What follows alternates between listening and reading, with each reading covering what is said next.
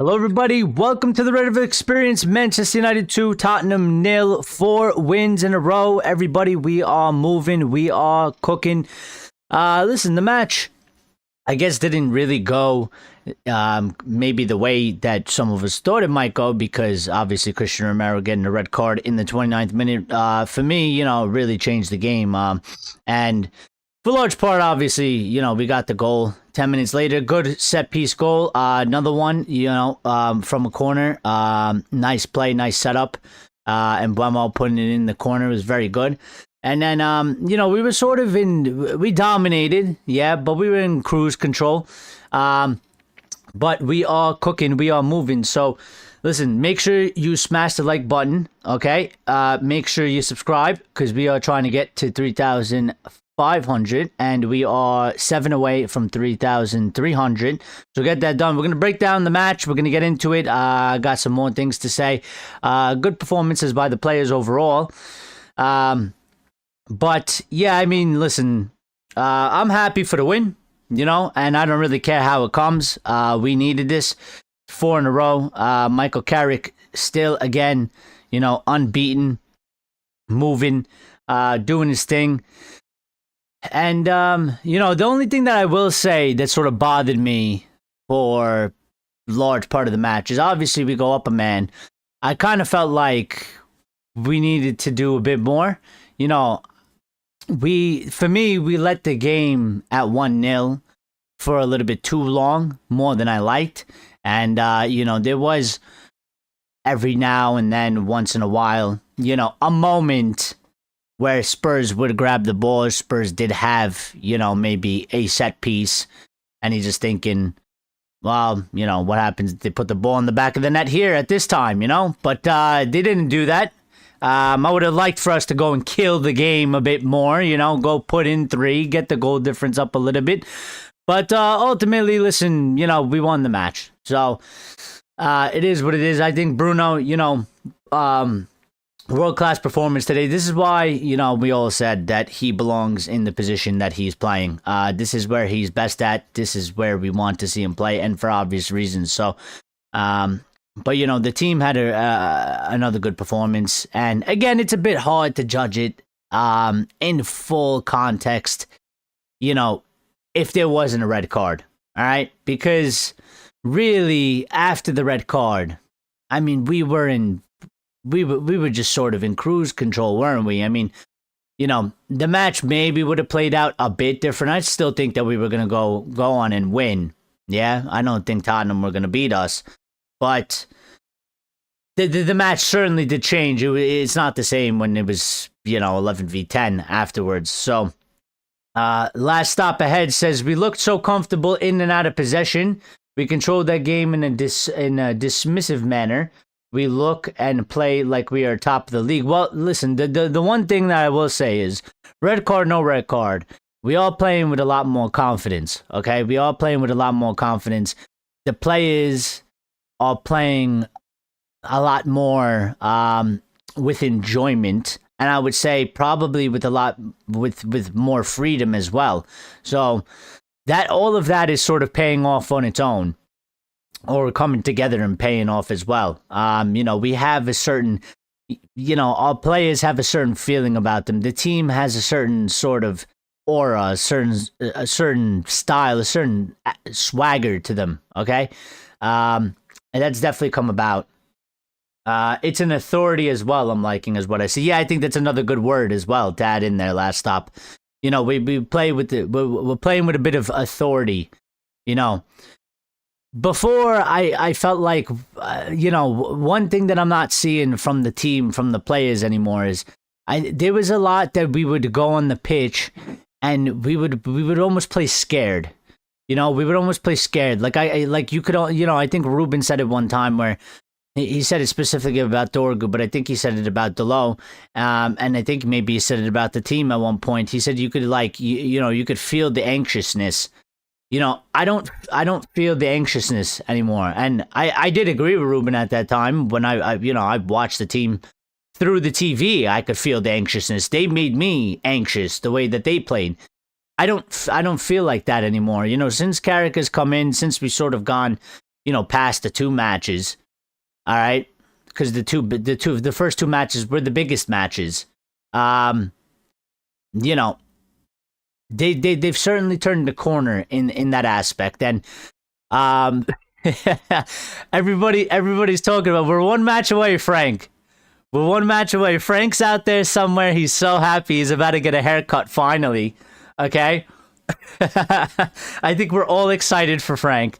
All right. I got to get a haircut myself. I'm going to do that in the next day or two. All right. I got to get a fresh cut. All right. But Frank's hair is like, he's needed a cut like forever ago. All right. He's close. He's close. Match was pretty even until the red. Yeah, and listen, I think that's a good point as well, Bruno. So, and how you doing? You woke up. It was really early for you. It was early for me. I stayed in bed for the first half. I couldn't even get out of bed. I put the match on my phone, and I stayed in bed for the first half. Then I got out and made myself a little coffee. But yeah, listen. I mean, before the red card, it was a bit even. We were a bit sort of slow in I don't want to say slow, but like we were like a bit just like, the game was a bit even-handed in terms of we weren't like ultimately that dangerous, we weren't ultimately that dominant, but at the end of the day, I don't really care how we get the 3 points as long as we get the 3 points. And at the red card, it was still 0-0. We still had a job to go do. And we scored 10 minutes later.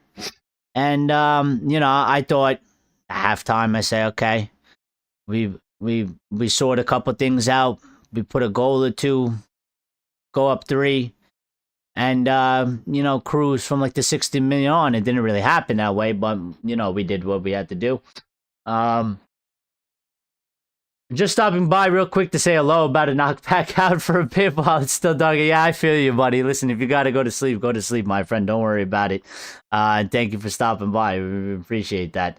Last stop ahead says that's the first match of Carrick so far where we expected properly to control and dominate the game, as Spurs are so bad and we really dominated the game. Well, listen. I think I'm sort of refraining from going there because to me, the red card changed the dynamic of the game, and Spurs are bad, but I think when you get a red card in the 29th minute of the game, you're playing away from home, and you are in the position of where you are in the league, and I'm talking about Spurs. The game isn't going to play out the same. So, I mean, certainly, you would say certainly, with a man up, okay? Certainly with a man up at home against a horrible Spurs side, you would expect to dominate and control the game. Now, you could make the argument that in the past, where we, big point out, the Everton match, okay? We were up a man. It was early.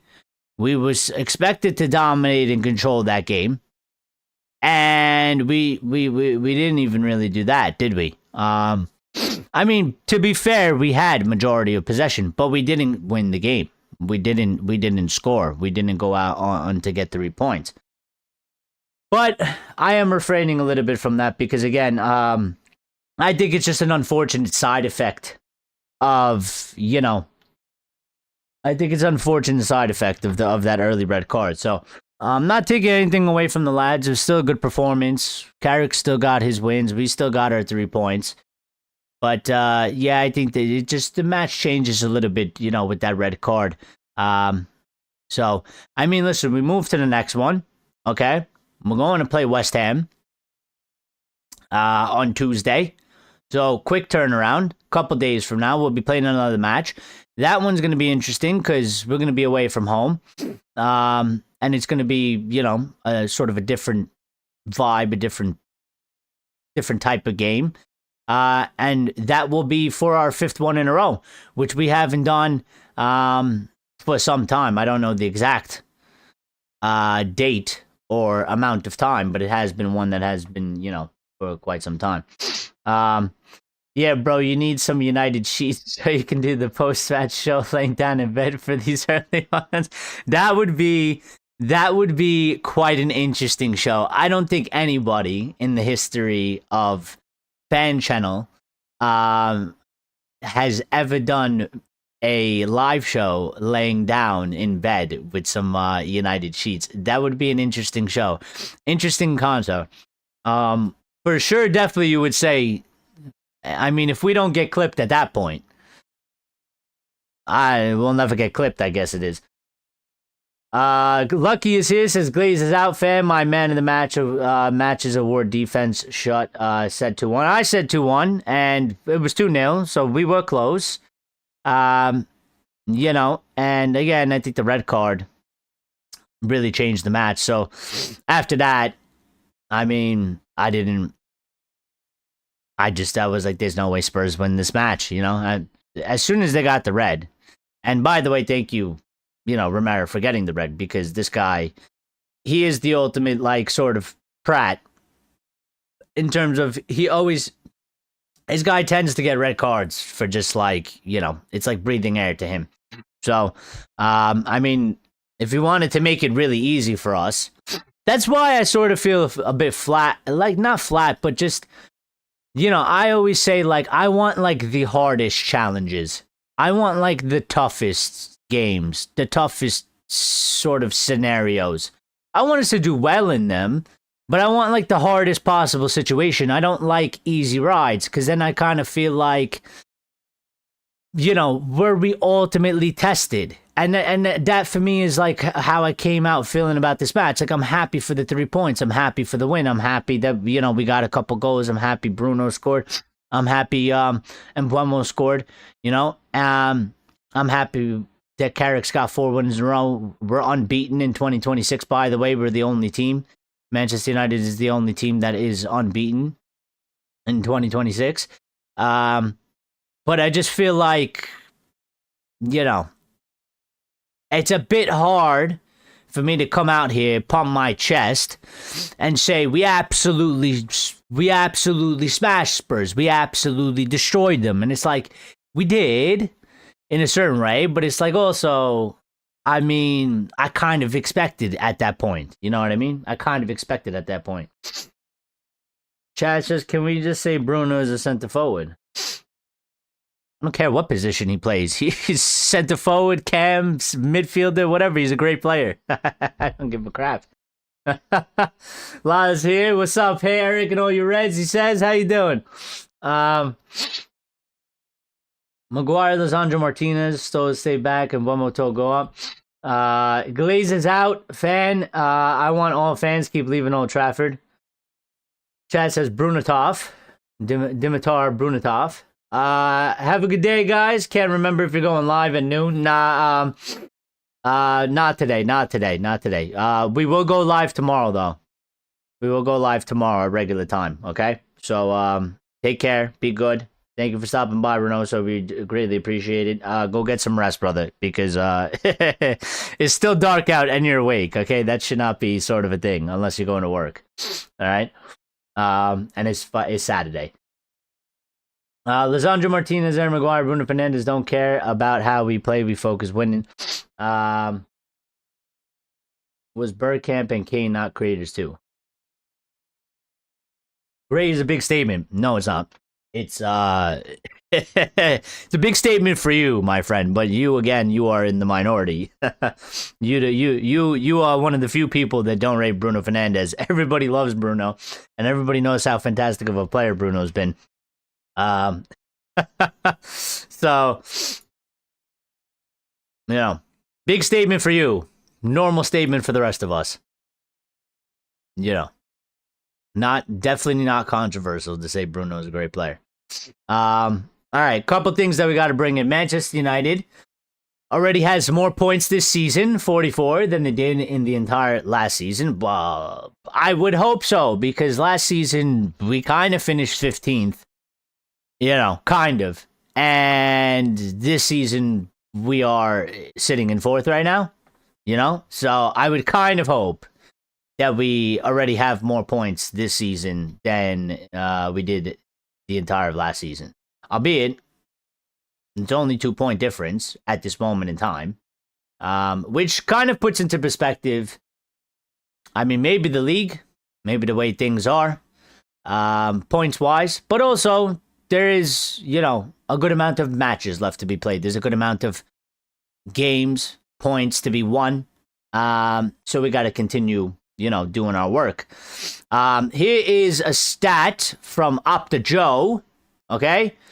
In the Premier League era, only Wayne Rooney, 295 games, has reached 200 goals assist faster than Bruno Fernandes, who has 314 games in all competitions with Manchester United. So, very good stat for Bruno to be in company with, right behind the legendary and GOAT, my GOAT, Wayne Rooney. 295 games, 200 goals assists. Bruno has 200 goals assists in 314 matches. I mean, speaking about Bruno Fernandes, okay, he also had some post-match comments. Said, Bruno Fernandes said, Carrick came with the best ideas, giving the players responsibilities and freedom on the pitch, which is what I talked about in the opening statement. That's what it, you could just see it. He said he is very good with words. I said the first time he was on the bench that he could be a very good coach, and he is proving it. Funnily enough, Cristiano Ronaldo said the same, something very similar. So, kind of multiple people sort of pointing that out there.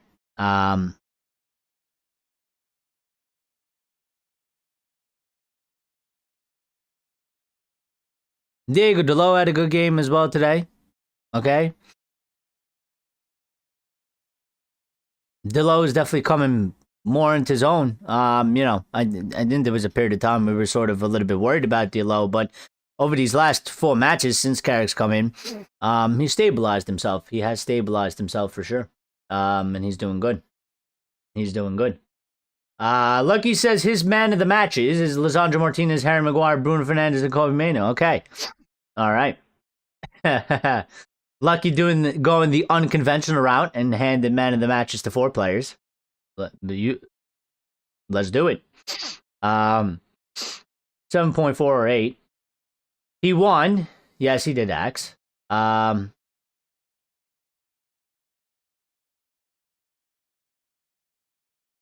Chad, I really don't care, bro. You come in here, you do the same thing every time. We're talking about the match. This isn't the Chad show, and this isn't going to be, I mean, I could make it the Bruno show, but it's not going to be the Bruno show you want. But I'm really not going to do this, so. Yeah. Axe says, with thoughts about the match and opinions, so thank you very much, for actually partaking in the conversation we're trying to have, all right? Axe says, GGMU, he said, Tottenham made it with their own hand.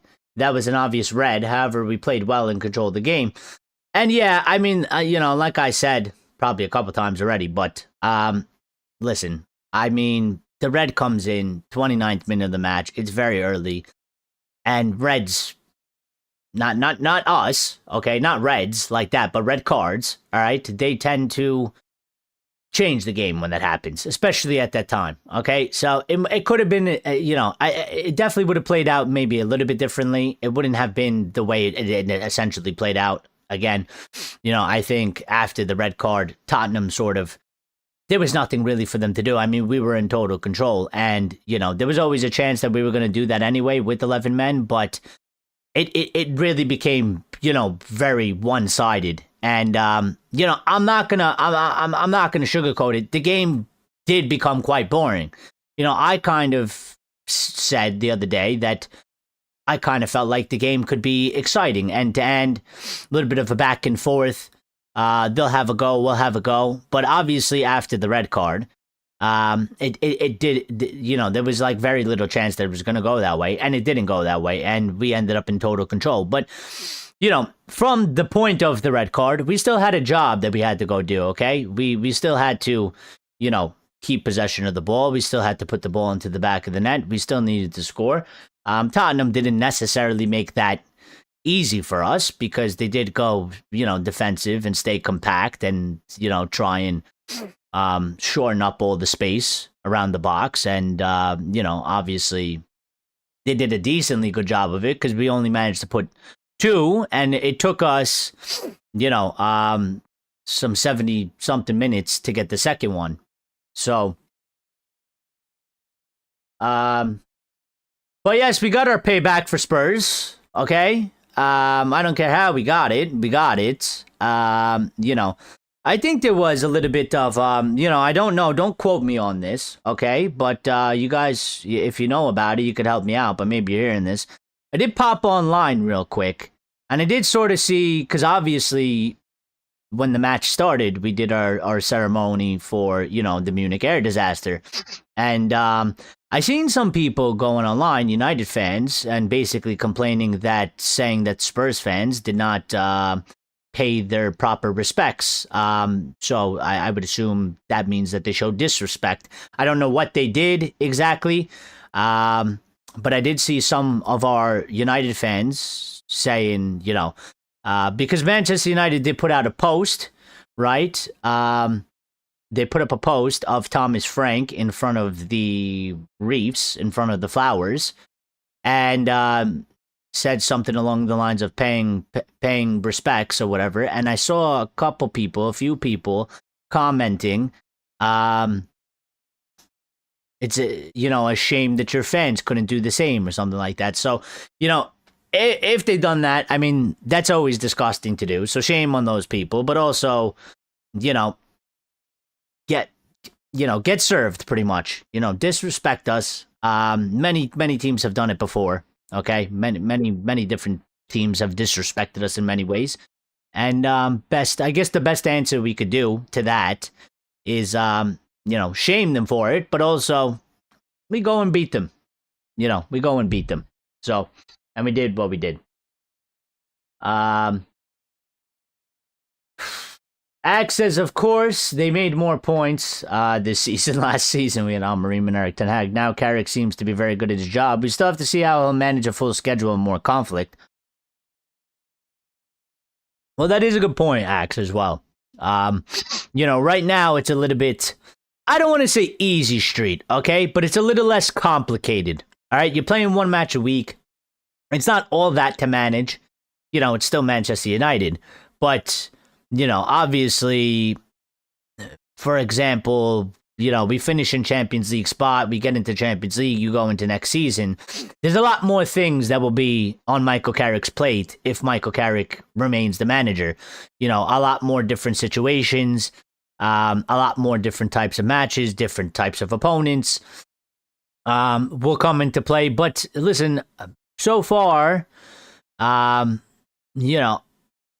done well. He has done well. And again, he is smart.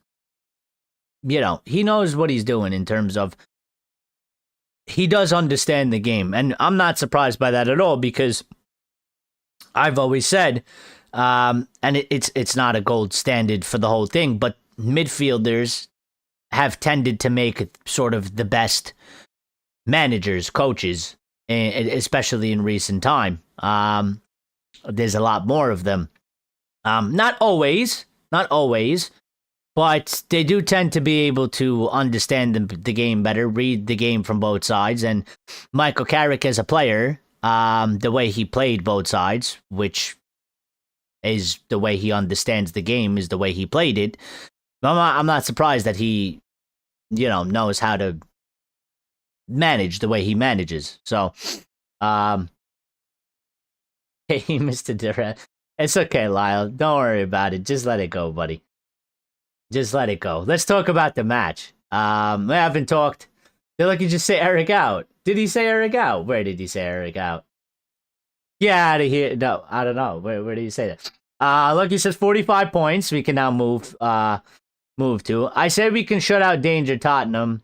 Get soft touch Bruno flick. I mean, Bruno, absolute masterclass today, yeah?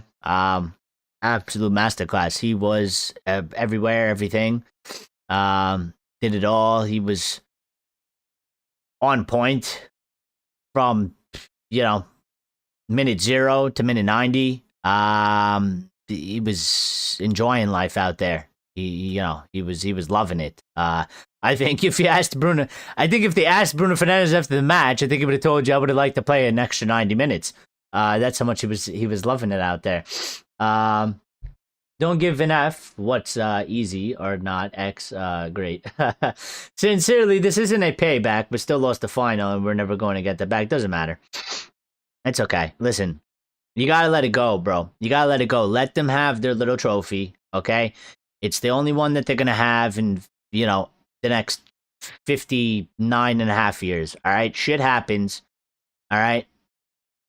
It's payback because we haven't beaten them, all right? We haven't actually beaten them since 2023, okay? So we've gotten a win back.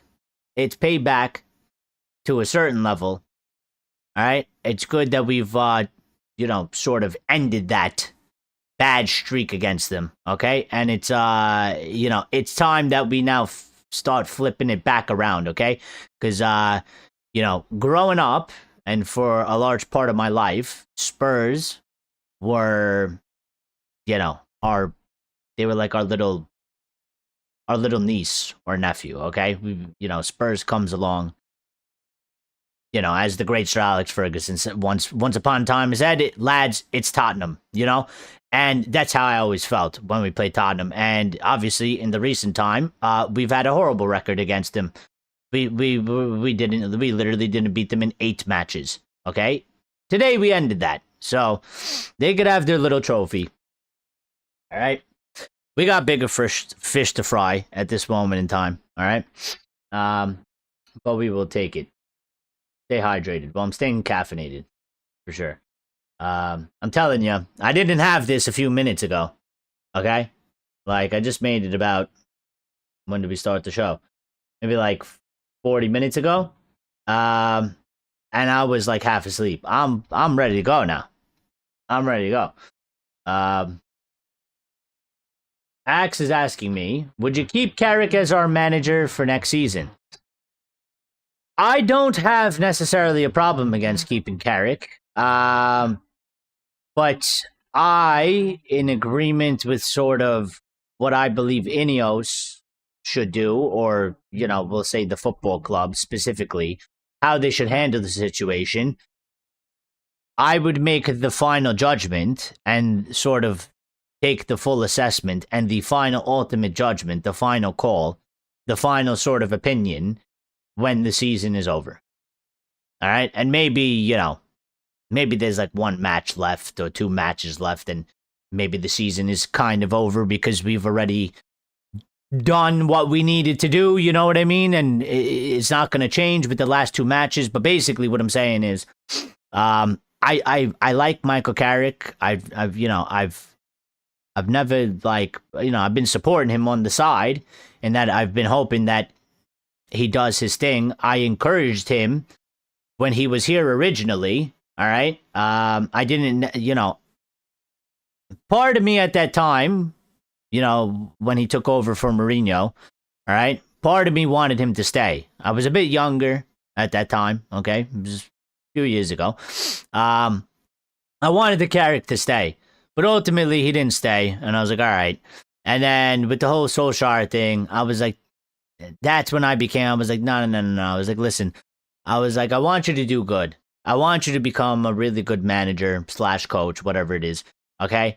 But I was like, our club is not sort of the place right now I don't think for you. And and again, the proper process to me, go out into the world, Senor Carrick. Go out into the world, go get a job somewhere, go manage there, learn, make the mistakes, do what you can there, and then I hope one day you can come back to us. And he had a lot of matches at Middlesbrough. He didn't have a lot of jobs, which maybe is not necessarily a bad thing or a good thing, but he's here now, and he has an opportunity. I think. Listen, the way he's going about it, I don't think you can seriously not consider him for a job. 4 in a row. We're looking to go to 5. if we could, depending on how matches go for the rest of the season as well, and the other competition. I mean, we could go into third. We could actually go up, an extra spot, and we'll be going looking from, sort of thinking like maybe we finish 8th, 7th, 6th, 5th. We were saying 4th seemed to be a bit of a struggle at one point, and ultimately we go finish into third. I think the stronger he finishes, the stronger his case is to stay here. So I'm not against it, but we just need to let the rest of it play out so we could just look at it and say, okay, this is how it went. And then, what do we feel about this?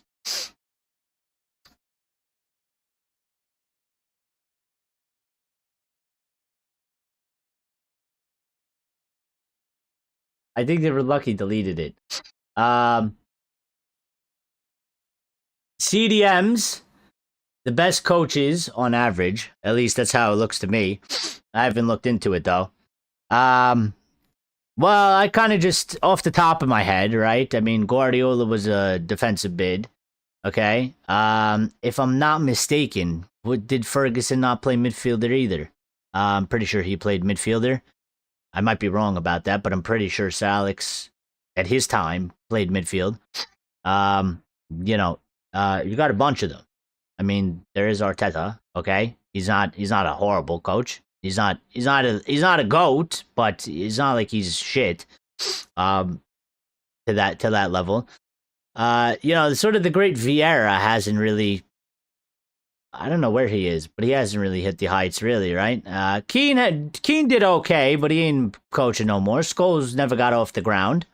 Okay, so it's not every centre-mid, but a lot of them. I think even Mourinho. Mourinho wasn't a great player by far. He wasn't. He wasn't some like exceptional player. But Mourinho, being Mourinho, I think Mourinho played midfield as well. So. I think there's just a lot more of them, right? And just because you play centre mid doesn't mean you're going to be a good manager, because there's still a lot more that goes into managing and stuff like that. But a lot of the midfielders, the central midfielders, there's probably a lot more of them that actually go into coaching. So I guess it would make sense for more of them to do well if there's more of them. Coffee is less good than water. That's all right. That's all right. We drink both. I drink my 2-3 liters of water a day. Andresito says, supposedly Carrick bigged up Evans for the set play goal. It was Evans' idea. You are right. And says, big up Kobe. Yep, Kobe, another, good performance, good game. And he's on the verge of getting a new contract. So he's here to stay, which is good. For a joke-wise, because that means that at least I could continue to wear one kit, okay? Because I've had terrible luck with the kits lately.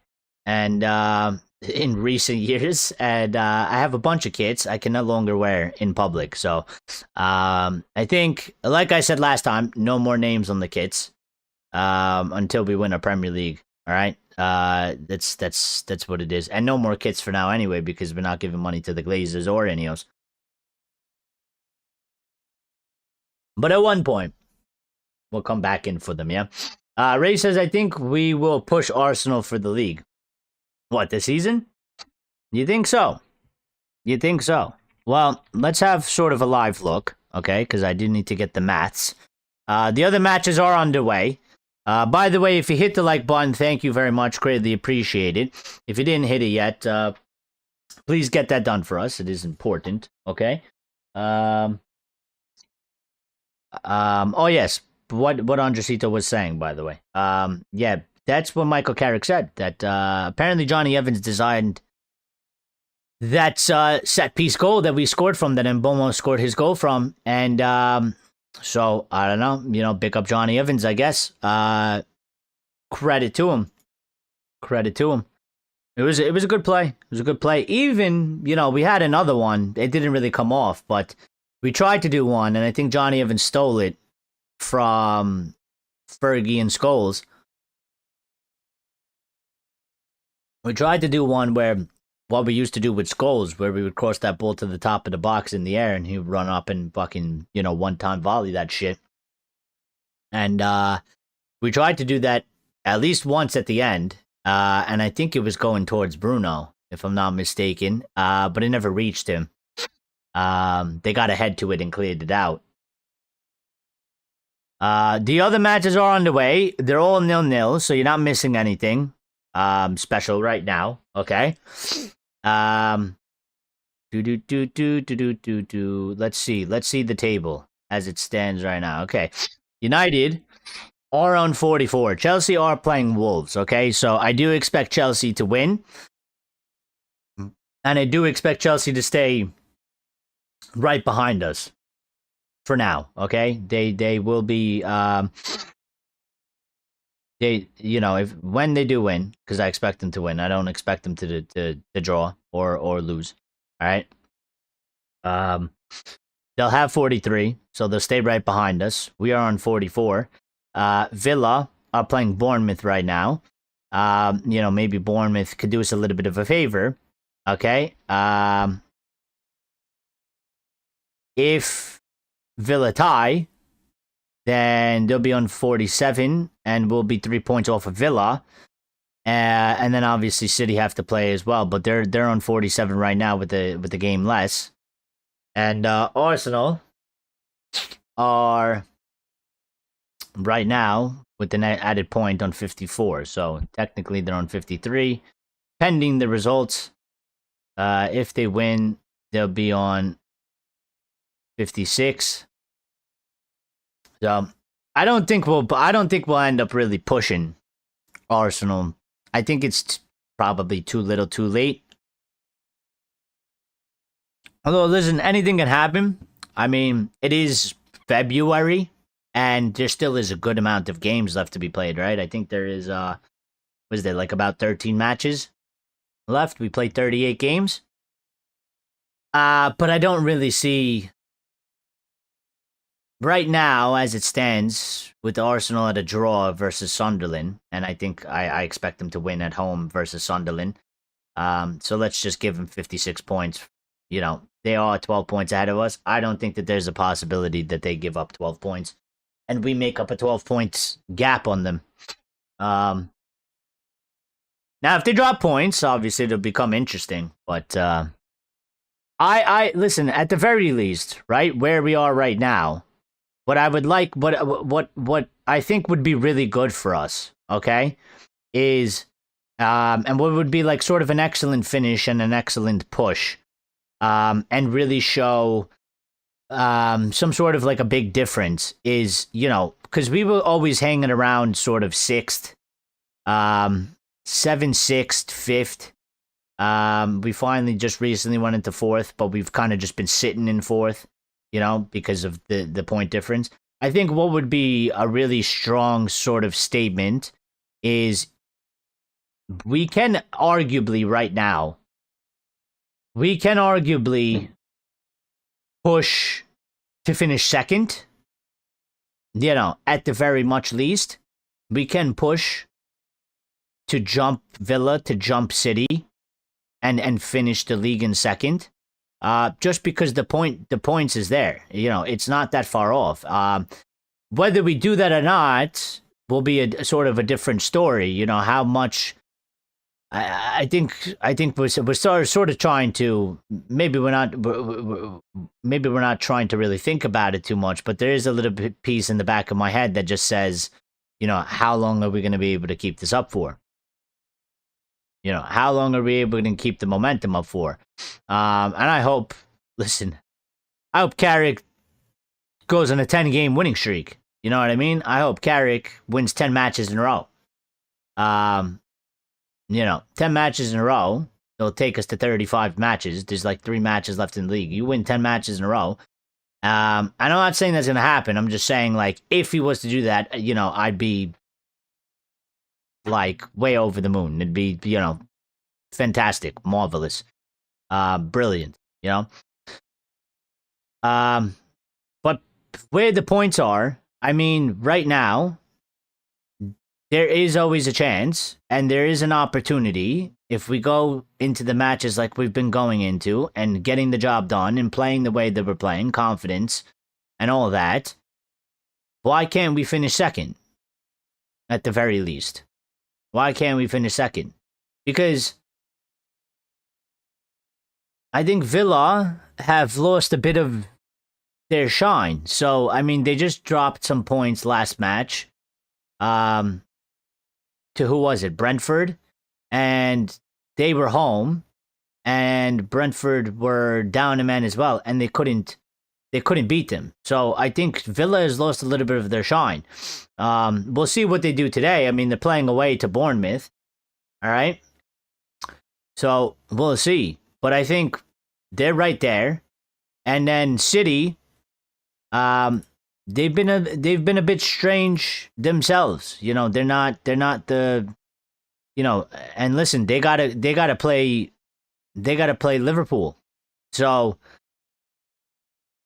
what I hope out of this game, okay, they gotta play Liverpool tomorrow. Which is sort of huge. All right. They gotta play Liverpool tomorrow. Best case scenario for tomorrow, Liverpool Man City draw. Liverpool Manchester City draw. Take each other out, 1 point. Because that'll keep Liverpool down, you know, outside of the top 5. Put them in 6th place. They'll stay there. All right. It'll keep Sunderland right on top of them.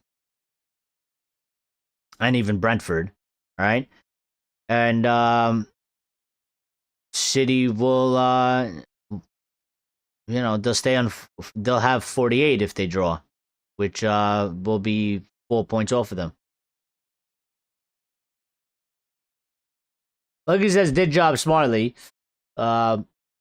Glazers out, fan Eric. If manager, taking one game at a time. Same what Ruben said, pressure wise. Well, they you know, that's their job. They, you know, I get what you mean. That's Carrick's job. He's got to take one game at a time. But I ain't Carrick and I ain't the manager. You know what I mean? So that's why I'm speaking the way that I'm speaking.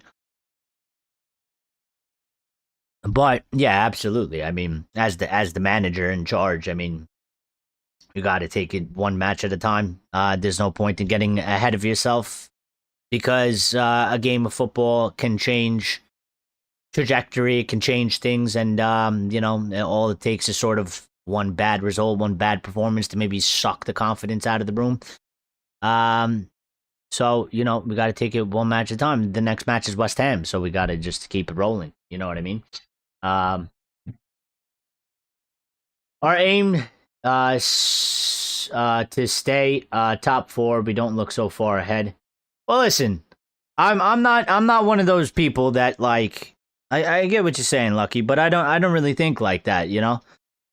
For me,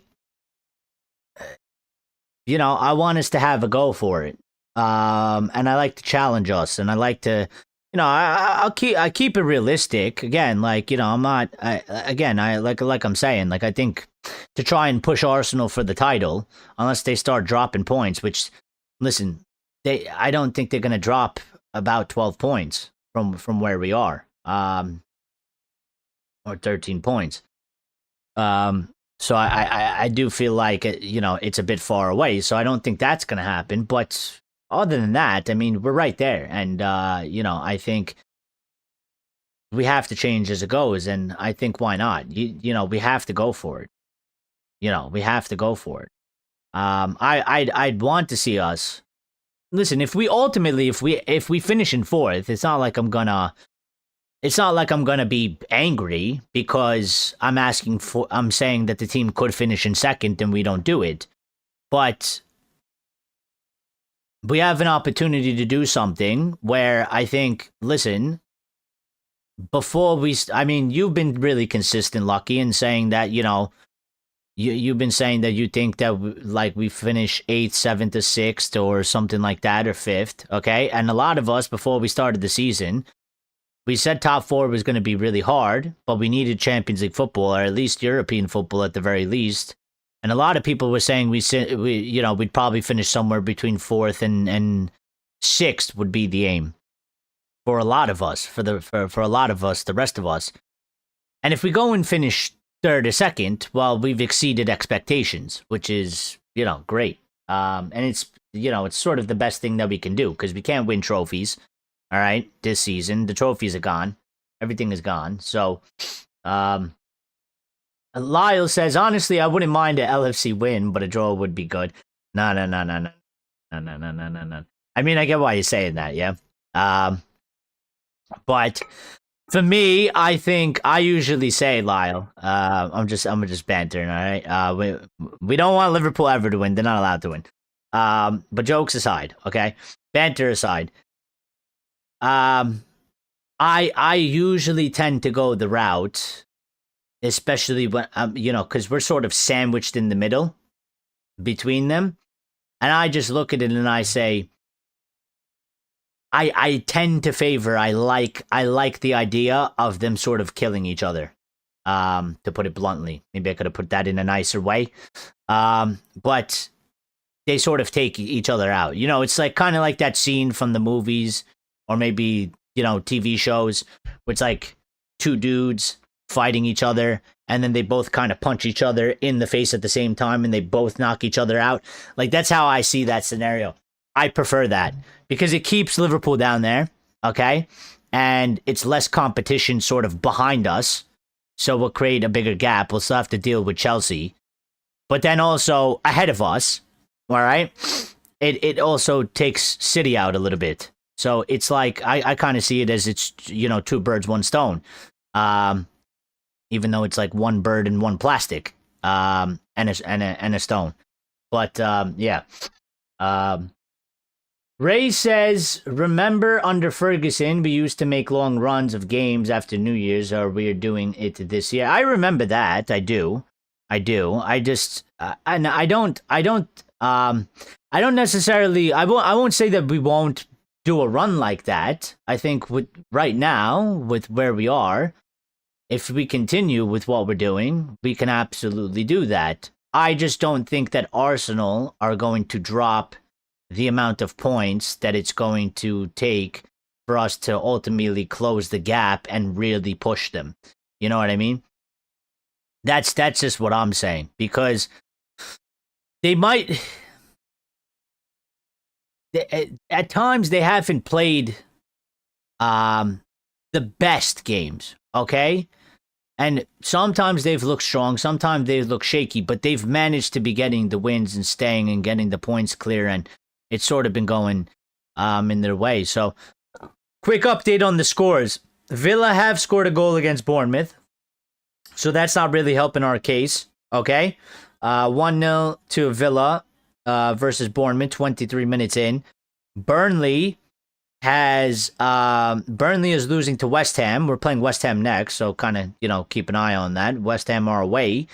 Burnley just came off of a very good win as well. So, against I forgot who they played, but they came off a very good win for themselves. Burnley are home, and West Ham have scored first. So, Fulham are beating Everton 1-0. Fulham are home, 23 minutes in, and Chelsea have taken the lead versus Wolves, which is, again, I expect. I fully expect Chelsea to win. Cole Palmer has scored a penalty in that match. Who's scored here? Are they even going to tell me? Morgan Rogers has scored for Villa. Somerville has scored for West Ham. And Mikolenko has scored for Fulham. Still 0-0, Arsenal and Sunderland. Hasn't been an interesting match. I'm going to put that on in a little bit, for sure. Lyle said, I'm out of here. Getting ready to go out with wifey. Stay safe, bro, and go Patriots. Thank you, buddy. Appreciate it, Lyle. Sorry, I saw that a bit late. Appreciate it. Go Patriots. That's my team. Okay? Good luck in the Super Bowl. Listen, we will be live tomorrow before the Super Bowl. So the Super Bowl for UK viewers will be at I believe it's at like 11 p.m. at night. Yeah, we're going live at 3:15 p.m. tomorrow. Just a little bit of a recap, a little bit of news. We'll do a show. We won't be long. Maybe it'll be like an hour and 15, 20 minutes show tomorrow. Okay. Axe says yes, but at the beginning of the season, we had a baffling baboon of a manager. Regardless, let's just keep our expectations low and support the team on a match-to-match basis.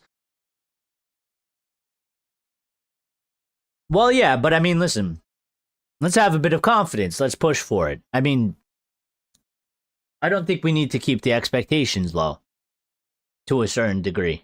All right. I think we could keep them realistic. We are in a position where we can push for it. We are in a position where I would say if you continue to play the way we're playing, we should be able to overtake some of these teams.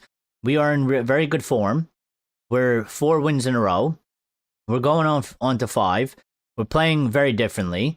And, you know, like Ray said, this is sort of this period where in the past, especially under Fergie, you know, after this Christmas period, this is where sort of the league really takes form. It takes shape. And Ferguson used to put a lot of emphasis on this because, you know, you'd want to be in a decently good position by the time you get to the Christmas fixture period.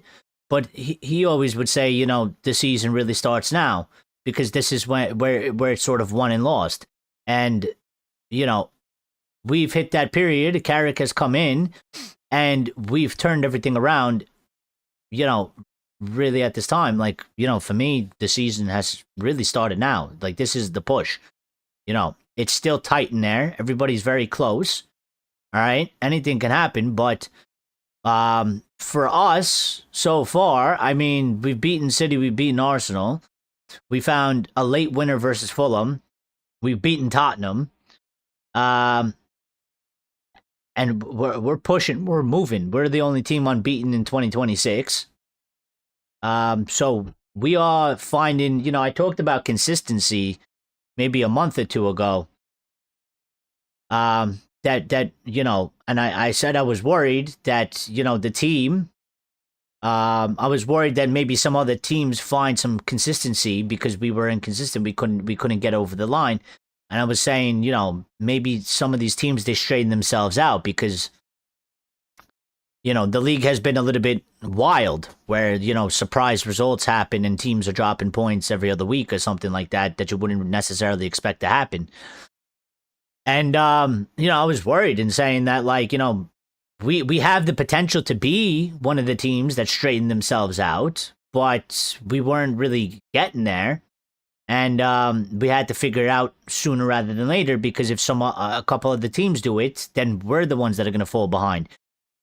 But good enough because now we seem to be the team that has found this consistency and we are straightening ourselves out and we are doing better than some of these other teams. So we seem to be sort of taking steps one by one to start, you know, separating ourselves from the rest of them and pushing on further ahead and pushing on forward. So, Eric, the king, United. Elliot Defoe.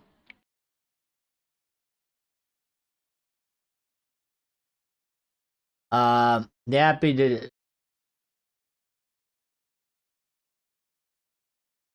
Okay, listen. Let me see. There's a couple things that we need to just discuss, okay? Real quick. All right. Everybody that hit the like button, thank you very much. Greatly appreciate it. All right.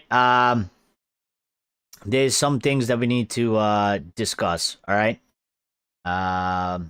If you guys want, throw in player ratings into the chat. If you want to give me a man of the match, shout out. Anything really, you know, throw out any opinions. You don't have to you know, if you want to give something about the match, you can. You don't have to go necessarily off of what I'm saying. Throw a thought out, an opinion, you know, maybe about a player, Carrick, whatever it is, and we'll discuss it. Okay. We got maybe like a good 20 minutes left in the show or so. All right. So get in whatever you got to say. There's a couple things I want to get to some of Carrick's thoughts and the comments from after this match. Okay. Um,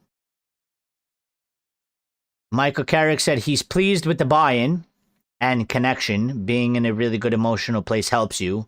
Not sitting here thinking we have cracked it. That's what he said himself. Um,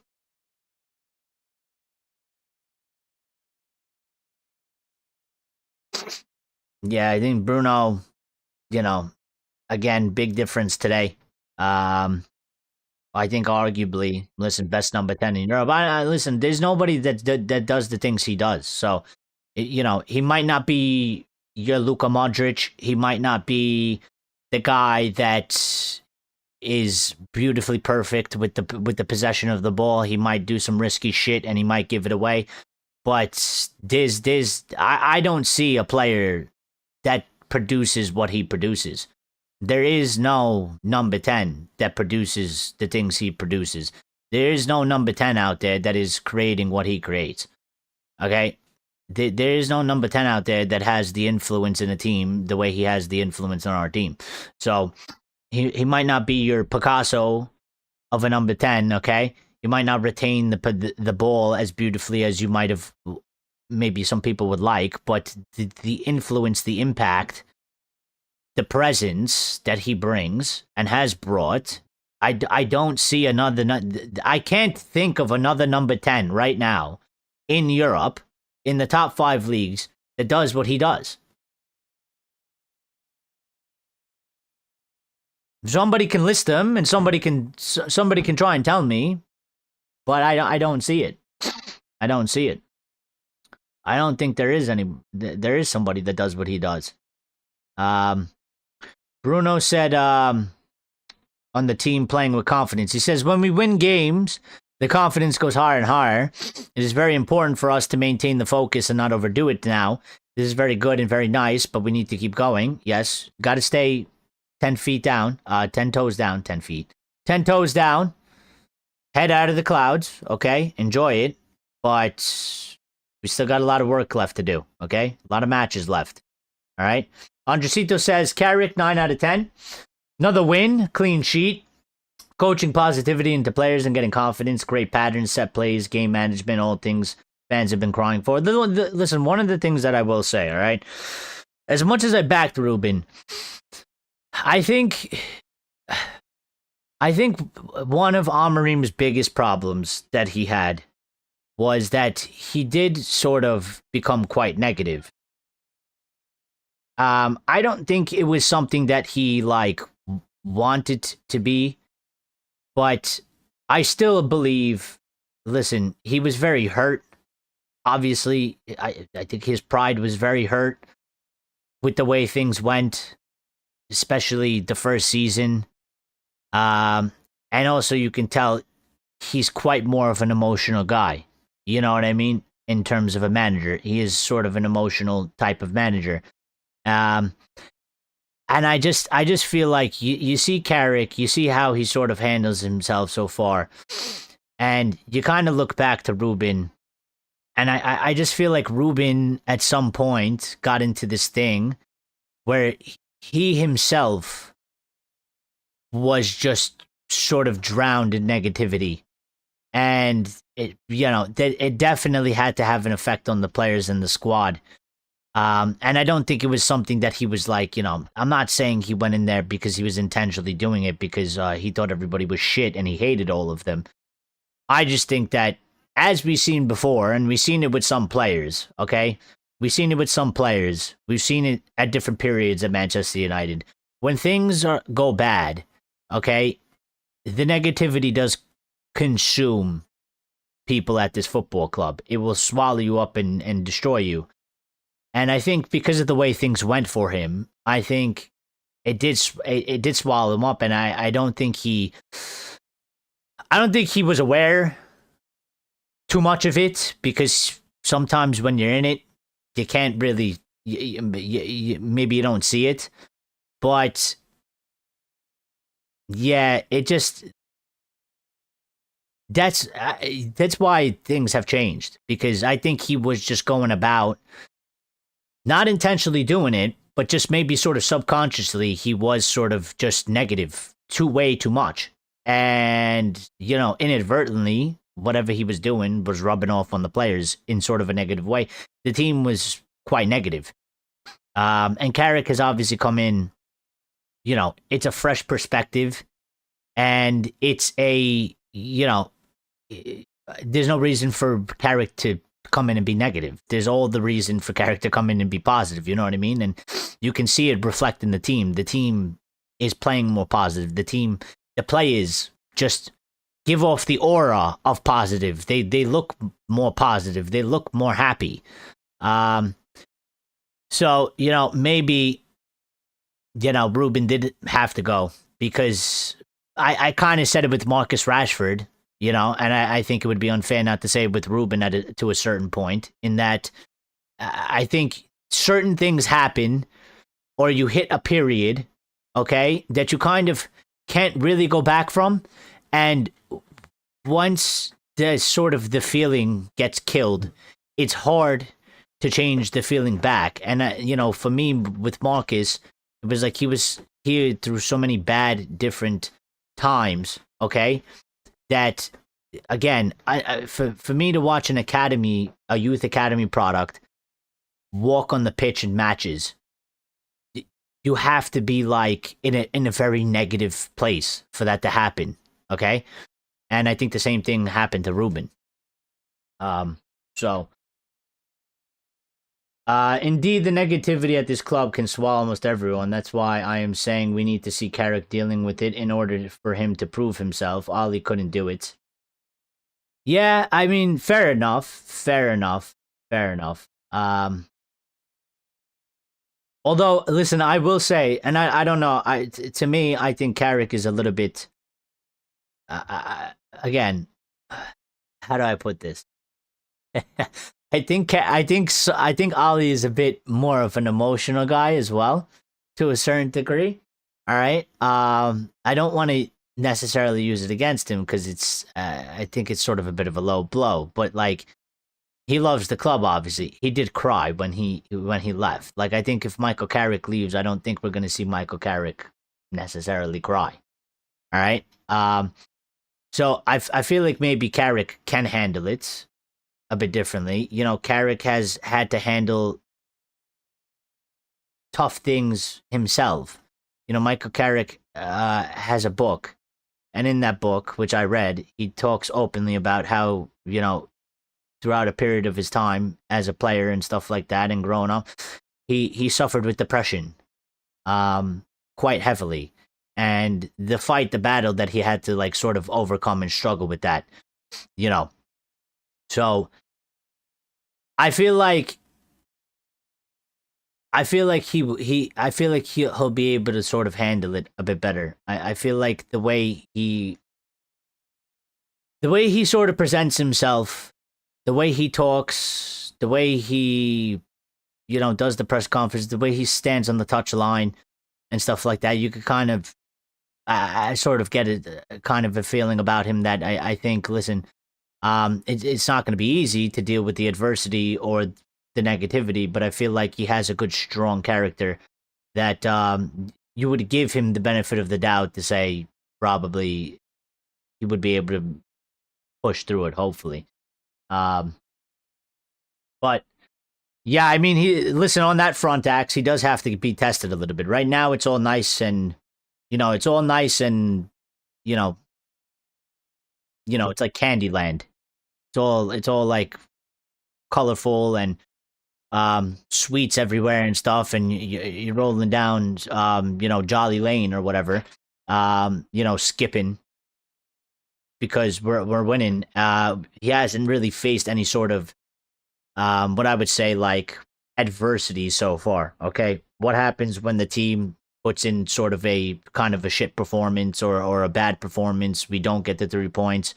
Let's see how we handle that situation. What is the response going to be out of that? What is the bounce back? What is the, we need to see a couple more different situations, which is why we got to let it just play out to the end of the season, because I'm sure we'll probably get at least one of those, We'll get at least one of those before the season ends, in that, like, we'll go and play. We won't get the result that we want to get, which is a win. Ultimately, maybe we won't get that good of a performance, and then we got to see sort of the response from all of them.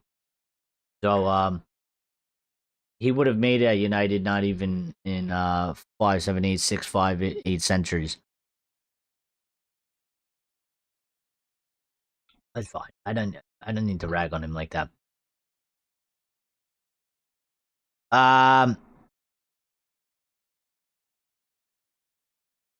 Lisandro Martinez versus Tottenham, 90 minutes, 120 touches, 103 out of 109 passes completed, 21 passes into the final third as a center back. That's fucking crazy.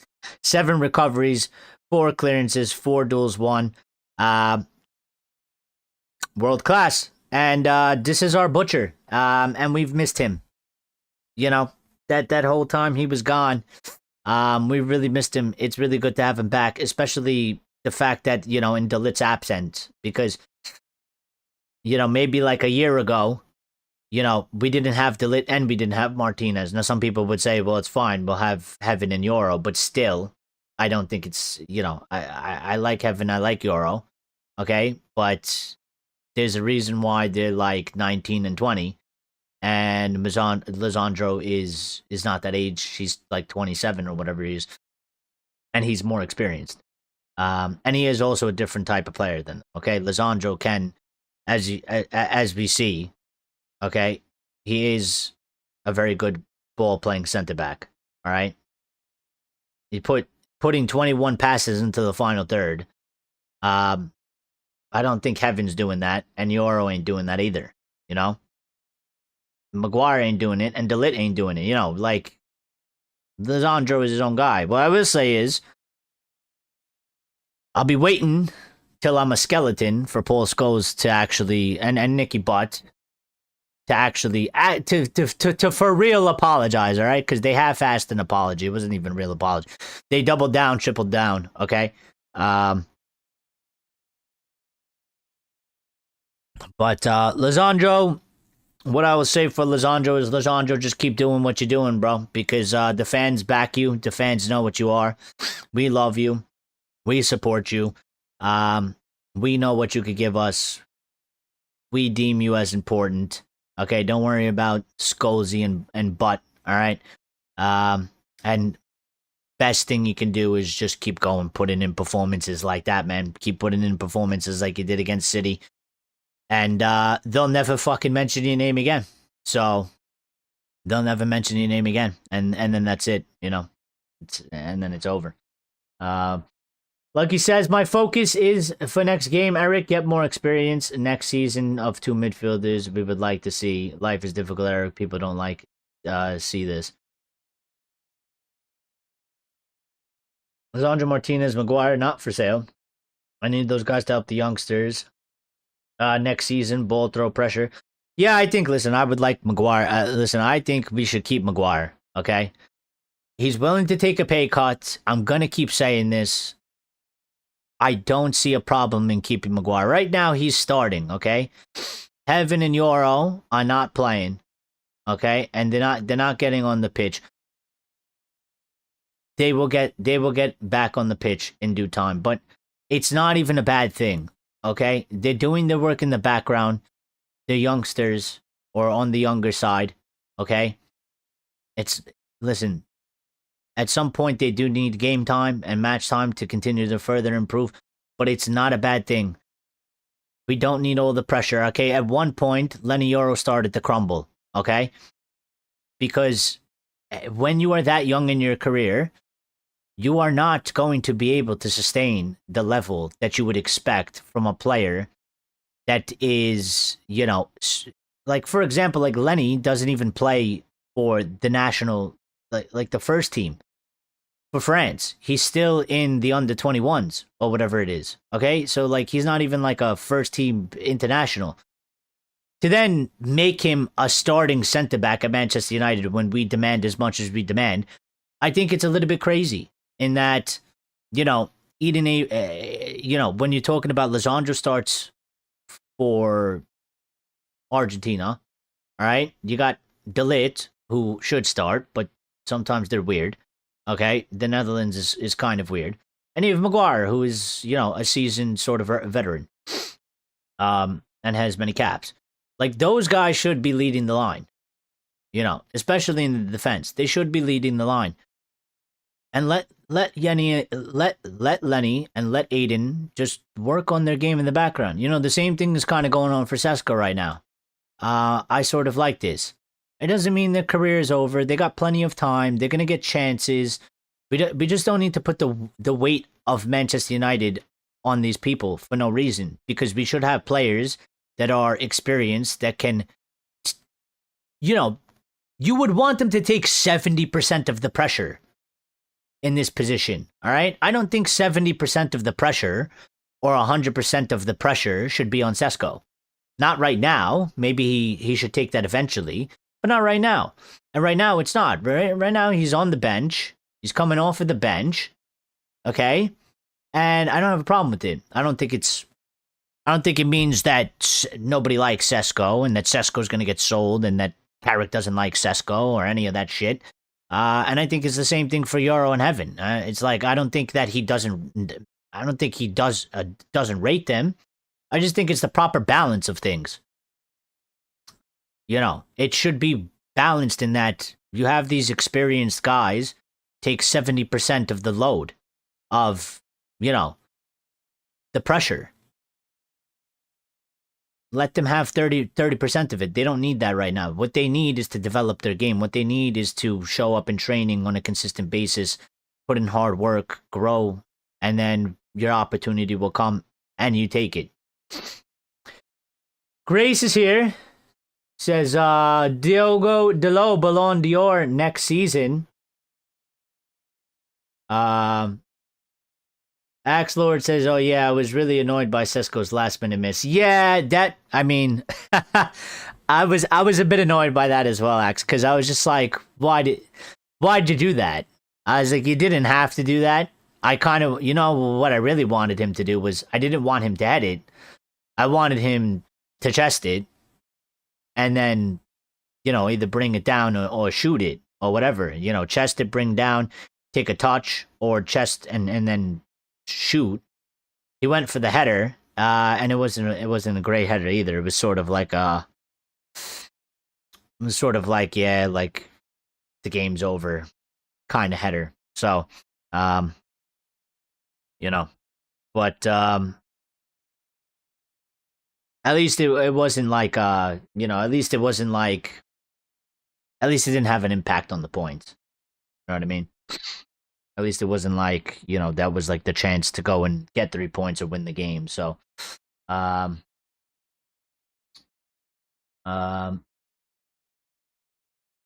Gray says, what if we build a squad of 23, 24 players and we don't have enough space on the bench? Enough space on the bench for who? Miss Grace. You need to be a little bit more specific with me.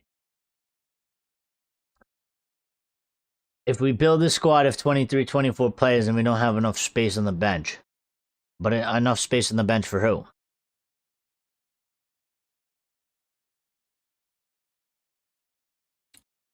I think we would have to. I mean, you need maybe like a squad of 22 minimum, so maybe 2 players extra.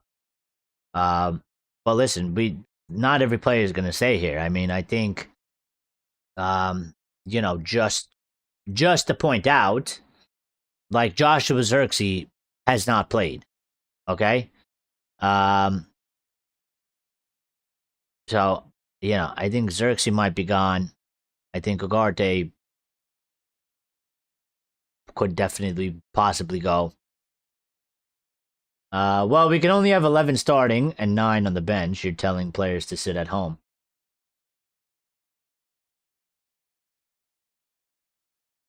Well, fair enough. Let me analyze the squad a little bit. Okay. All right. So 1, 2, 3, 4, 5, 6, 7, 8, 9, 10, 11, 12, 13, 14, 15, 16, 17, 18, 19. Okay, so I counted 19 players, all right? And these are the 19 players, all right? Diallo, Sesko, Cunha, Bruno, and Buemo. Hold on, I need to recount because I might have messed up. Hold on. 1, 2, 3, 4, 5, 6, 7, 8, 9, 10, 11, 12, 13, 14, 15, 16.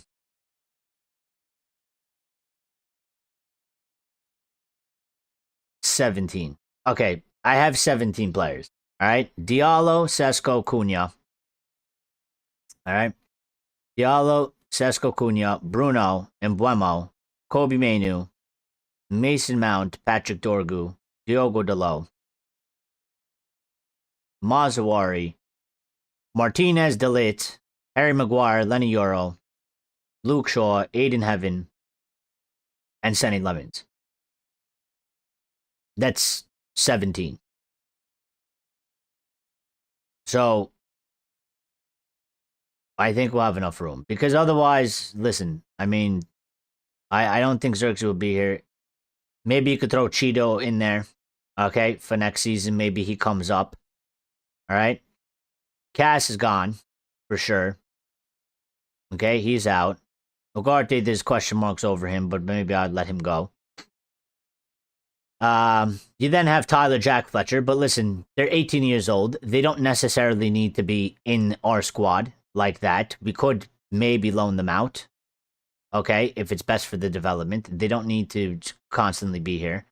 We could loan them out for a season for the development if we need to do that. All right. You know, Diego Leon is 18 years of age. We haven't seen him yet, and we don't know what's going to happen with him. Tyrell Malacia is in the squad right now, and he's not going to stay here. There's Fredrickson at 20. So I don't know, what happens with him. Maybe we send him on loan. Maybe he stays part going on. And then there's Sonny Lemons, of course. And, Biende will be out. So maybe 18 with Tom Heaton, and then we need another goalkeeper. Right now we have 21, yes. But what I'm saying is I'm counting the players that I would look to move forward in next season that we can actually use for like a full season. And we need to move some players around, Like Josh is not really, he's sort of just taking up space, so. Josh is just taking up space because he's not being used.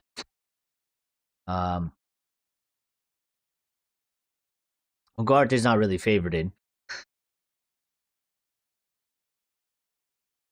And yeah, I think there's room. I think, listen, if you get squad at 22, you can make it work.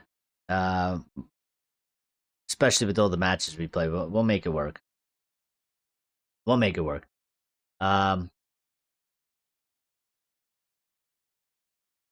20 squad players and 5 academy players. Squad at 25. At least the academy players can go play in the under 21s game.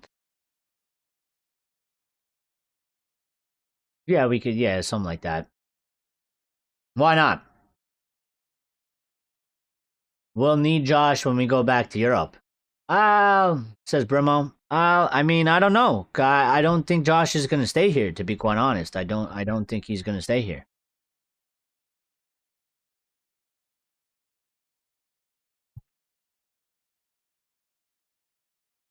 Listen, for me, I don't actually rate Josh as a striker. I don't. So I don't really like him as a striker. So for me personally, it's nothing against Josh because I don't. It's not like I hate him or anything. I just at this moment in time, I just kind of see like for me, he doesn't. I just feel like he doesn't really fit the squad. He does give you something different, but I think we already have a dynamic going on right now. of there is the Sesko and Buemo Cunha dynamic. And I don't know. I mean, uh, you know, what I will say is, big question here, maybe that we could talk about, okay? Would you keep Xerxes and get rid of Mason Mount? Or would you keep Mason Mount to get rid of Xerxes? Because for me, if we're playing a 4-2-3-1, Bruno stays, okay? Bruno is starting most of the matches, all right? And he's going to play most of the game time. He will remain the captain, and he will remain doing what Bruno does. So that position is pretty much locked up for most of the time. So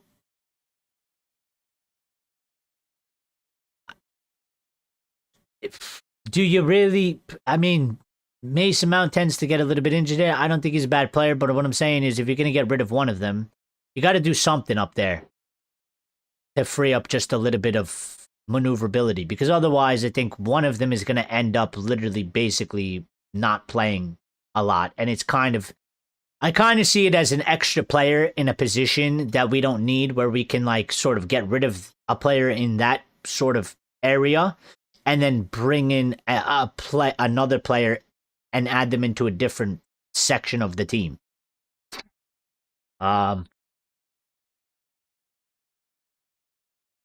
Axe, please don't say that again. And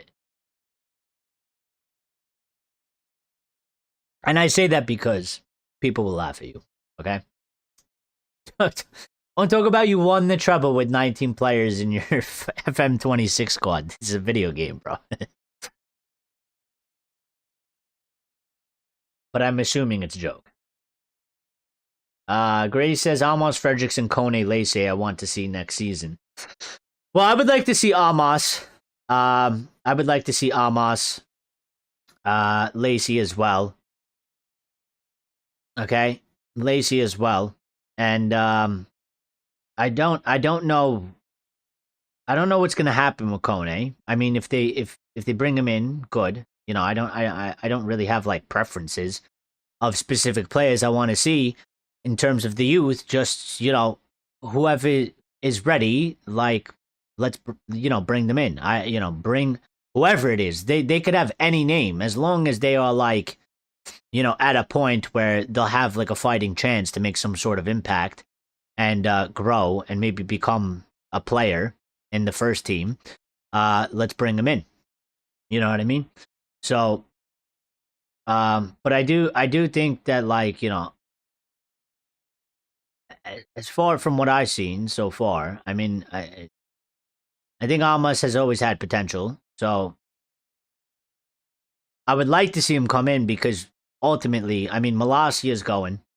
Okay, Leon doesn't seem to be at the level that we maybe hoped for. So maybe he has to go on loan to the Championship after adjusting to life in England and United. Maybe we should send him on loan to the Championship so he could get some more experience playing English football. You know, maybe they don't do that because maybe it's too much of a change. You know, it might not go smooth. He maybe still adjusting to life. Depends how he's adjusting to life, you know, in England. And then Kone, like, you know, we've sent him to Lausanne, so I hope they figure out what to do with him properly. Like, we're either going to make him part of the squad, or if we don't make him part of the squad, then, like I've been saying, he should have went on loan to the Championship. Like we've done with Amos and players like that. And even, you know, Fredrickson or whatever. Cunha will play down the middle. He's not a winger. Yeah. Well, he's not necessarily a winger, but I don't know. I guess it really depends also who is our manager, because they will tinker, right? They will play a 4-2-3-1 or, you know, some sort of a 4-back variation of that. But obviously, you know, if it's not Carrick, Okay, and it's somebody else. That somebody else will have sort of different ideas. So, but so far, like Carrick is playing Cunha where he's playing Cunha because Carrick could very easily, well, right now he could just put Mbeumo on the left and put Cunha up top, but he's not doing that. He's putting Mbeumo up top and he's putting Cunha on the left, and they are sort of alternating all three. So that's sort of Carrick's idea. That's Carrick's thing. If we get a different manager and it's not Carrick, they could quite easily come in and say, Mbeumo, you're just gonna play the left. Diallo's gonna play the right.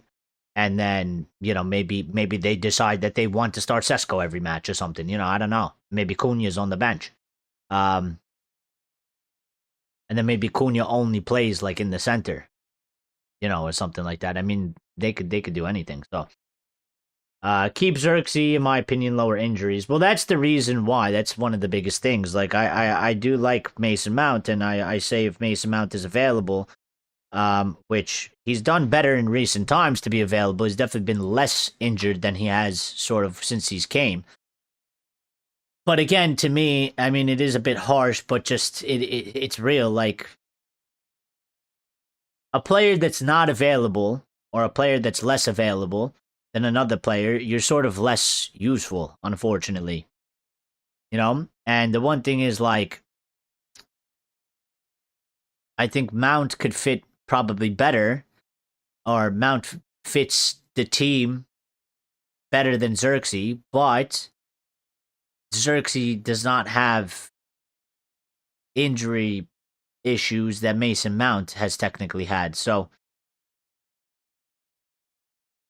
it's one where you'd have to weigh it up for me. Mount on high wages. How high is his wages? Xerxes will go, especially if Cunha or Mbeumo play down the middle. Bro, remember Amos? I remember Amos. That's my son.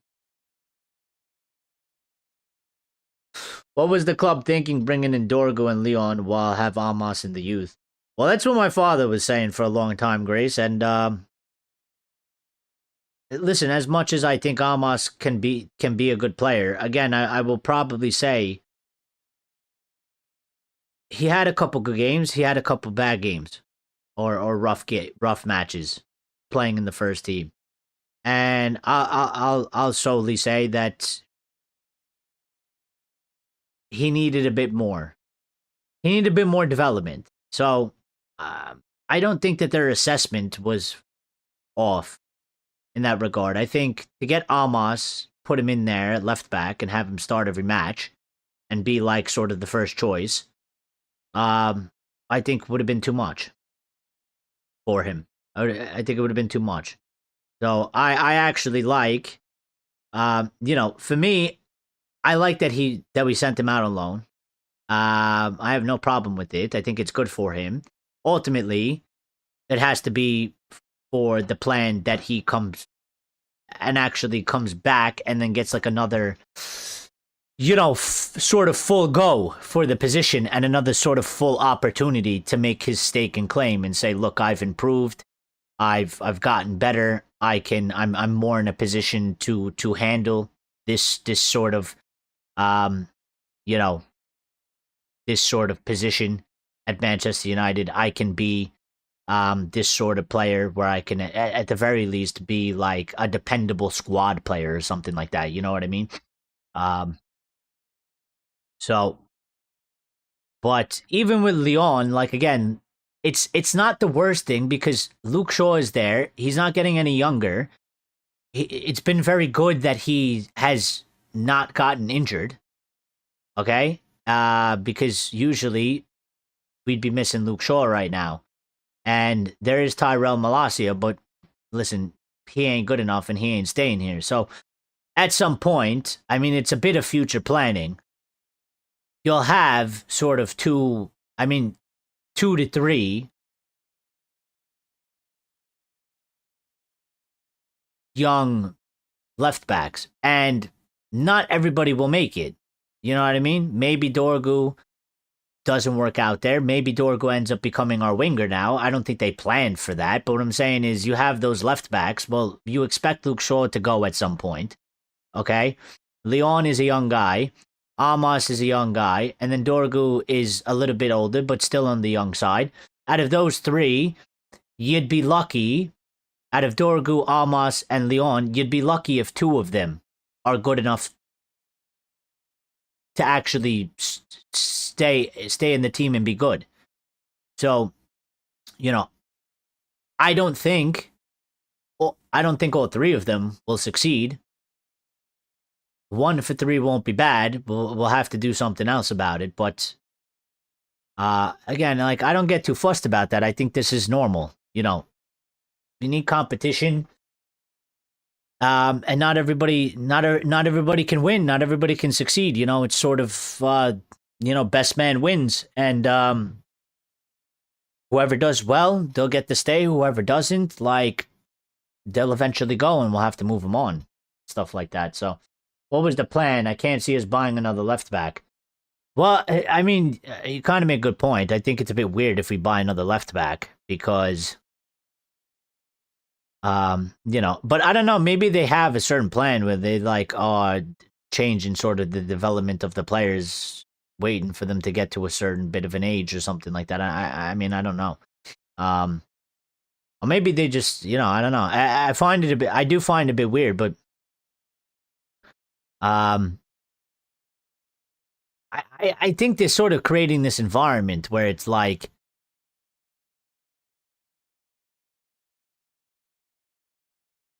best man will win, best player will win.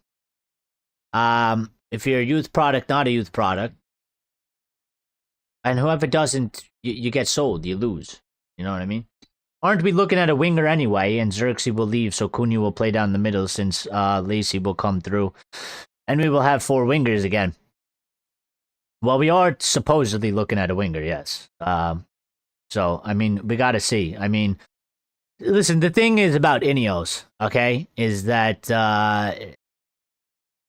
they may have gotten lucky with this, okay? And I will say that they have gotten lucky with this, all right? If you look at it in the big picture, all right, their grand idea was, their big plan was to win the Premier League by, what did they say, 28? Or something like that, which, I don't know if we're going to do that. But what I will say is, like, they sacked Ten Hag. Their plan was Ruben Amorim and change, the way United plays and change the whole thing. And that didn't go well at all, okay? And it was probably a poor plan because we didn't have the money to do it, which is, why would you do that? And that whole thing backfired on them, all right? That whole thing backfired on them. That whole thing was a failure. They've now sort of gotten a bit lucky in terms of, when they sat down initially, this wasn't the Grandmaster plan, wasn't, let's sack Ten Hag, hire a guy, and then we'll sack him a year and a half in, or a little bit over a year, and then we'll hire Michael Carrick, an ex-United player, and he'll take the club to glory. So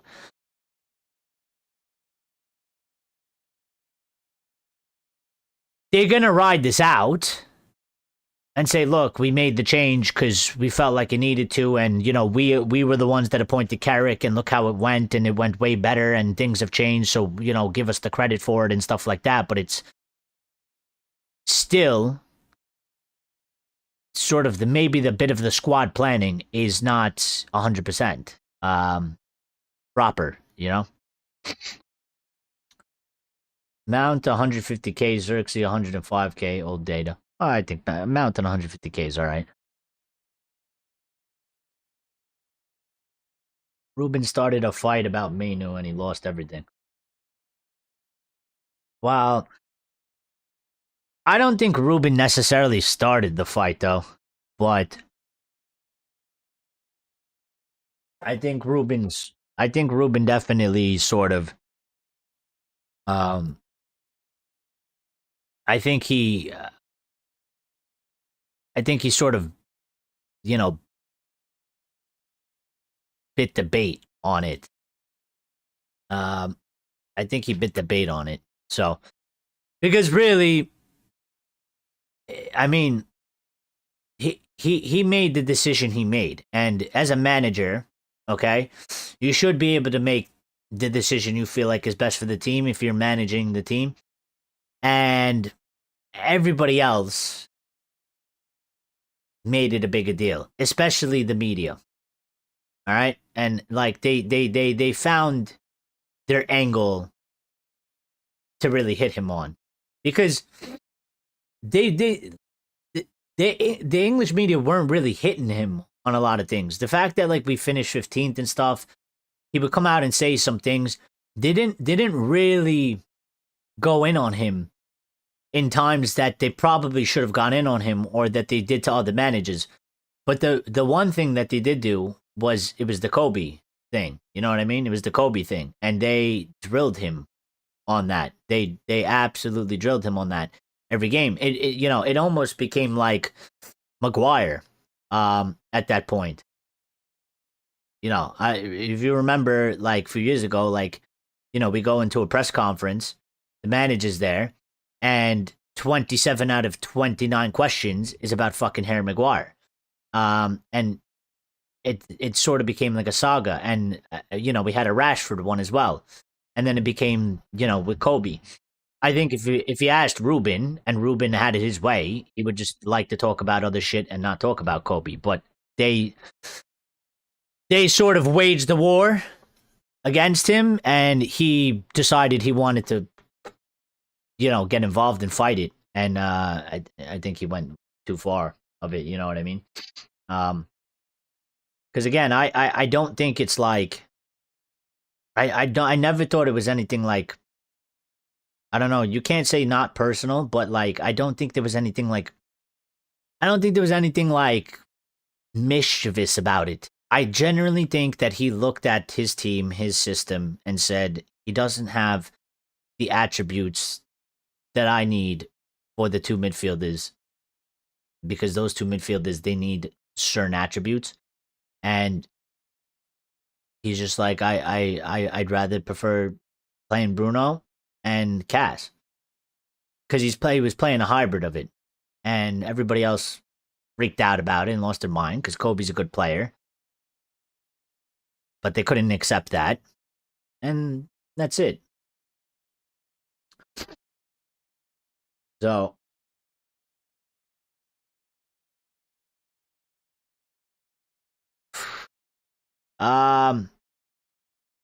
okay, score updates, and then we're gonna get out of here in like 2-3 minutes. All right.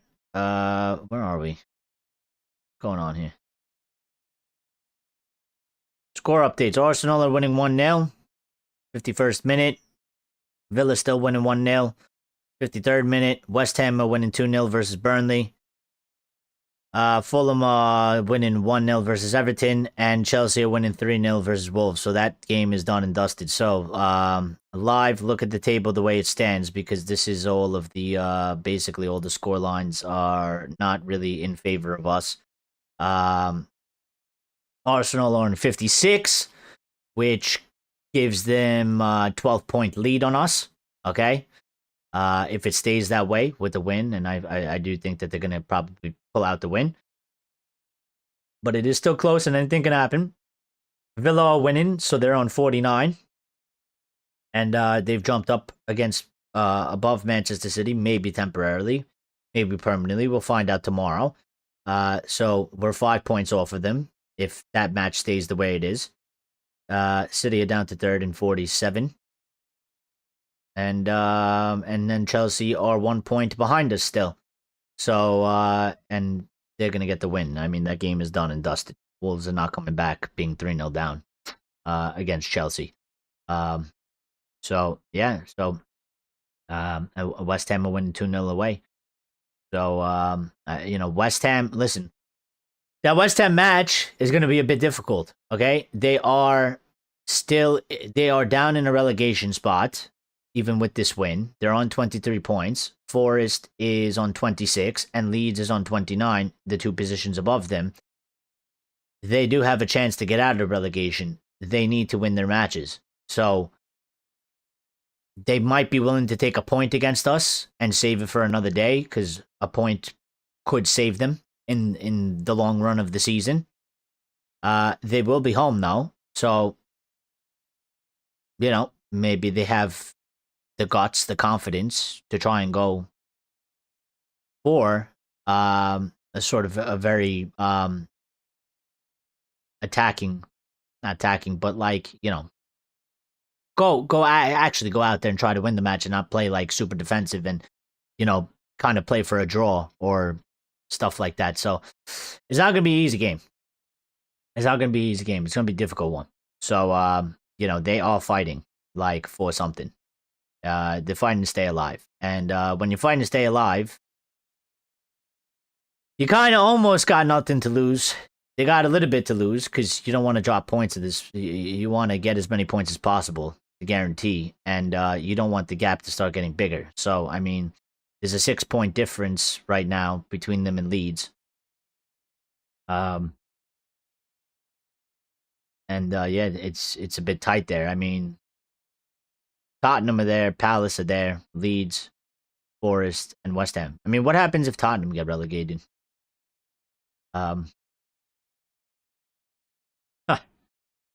That'd be crazy. Score update. Okay. Good news for us, slightly, in a little bit of a sense. Bournemouth have equalized versus Villa. It is 1-1. So that score line has brought Villa back down to third and on 47, which will keep us 3 points behind them. So if it stays that way, that'll be a good result for us. It'll close the gap more. We'll be 1 win off of them. And they do have a +9 goal difference. We have a +10. So if they drop points again in their next match and we get the full 3 points, we'll jump them. We will jump them. And then we can push them down and we'll go up to third. So let's see what happens there. That's good stuff. Good stuff for us. Cole Palmer scored a hat trick, apparently.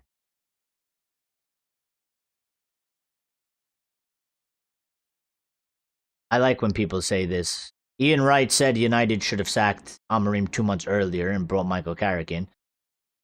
They could be challenging for the title right now. And Ian Wright, I would tell you, well, where the fuck were you 2 months ago? I like when people do this. Hindsight is great, isn't it?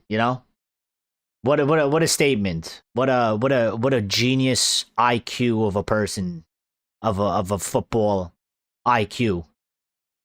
Where were you 2 months ago to say this? Makes it sound real good right now. Where were you 2 months ago? You didn't say that shit 2 months ago. Why didn't you say that 2 months ago?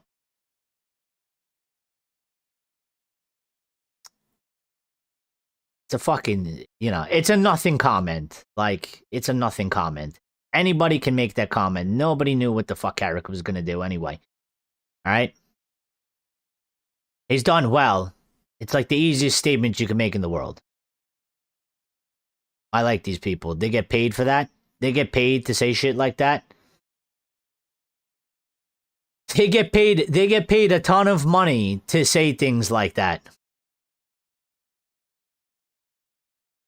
I've been in the wrong business my whole life.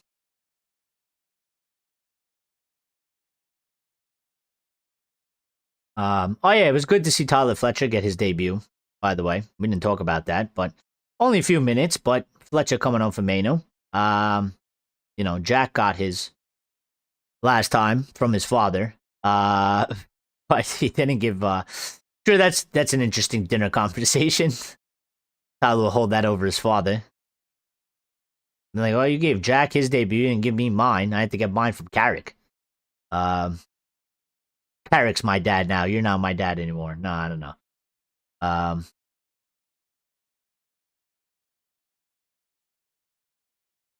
Games taken to reach 200 goals assists for Manchester United in the Premier League era. Here is a list of players. Wayne Rooney, 295 matches. Bruno Fernandes, 314. He's in second. Cristiano Ronaldo, 339 matches. David Beckham, 393 matches. Ryan Giggs, 424 matches. Paul Scholes, 564 matches. with 200 goals assists for Manchester United in the Premier League era. Bruno Fernandes cementing himself in that category amongst all the greats. And yeah, that's why I would say he's been our best and most impactful signing post Sir Alex Ferguson. He has been the best. Value for money, impact. He's done it all.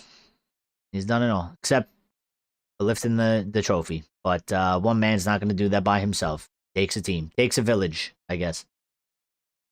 They say. Here's another one. Manchester United have...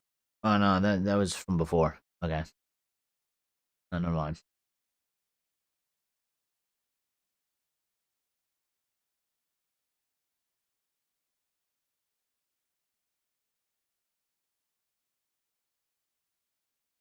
We got Manchester City fans rooting for us to stop Arsenal from winning the league.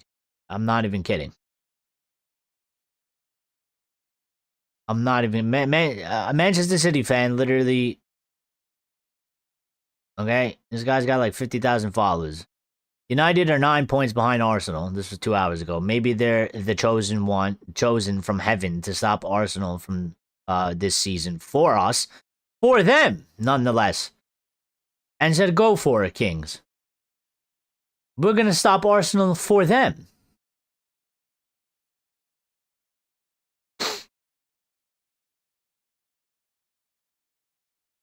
Carrick was asked on what has changed. He said, I wasn't here before, so it's hard to say what's changed. But we came in with our conviction and our principles and the way we want to do things and see the players do certain things. I mean, fair enough. Again, like, I think it's pretty standard. He's come in, he's his own guy, he's his own manager, he's come with his own ideas, it's a different coaching staff, and they just implemented what they want the players to do, and it's obviously then going to be different. There's no way that it could be the same.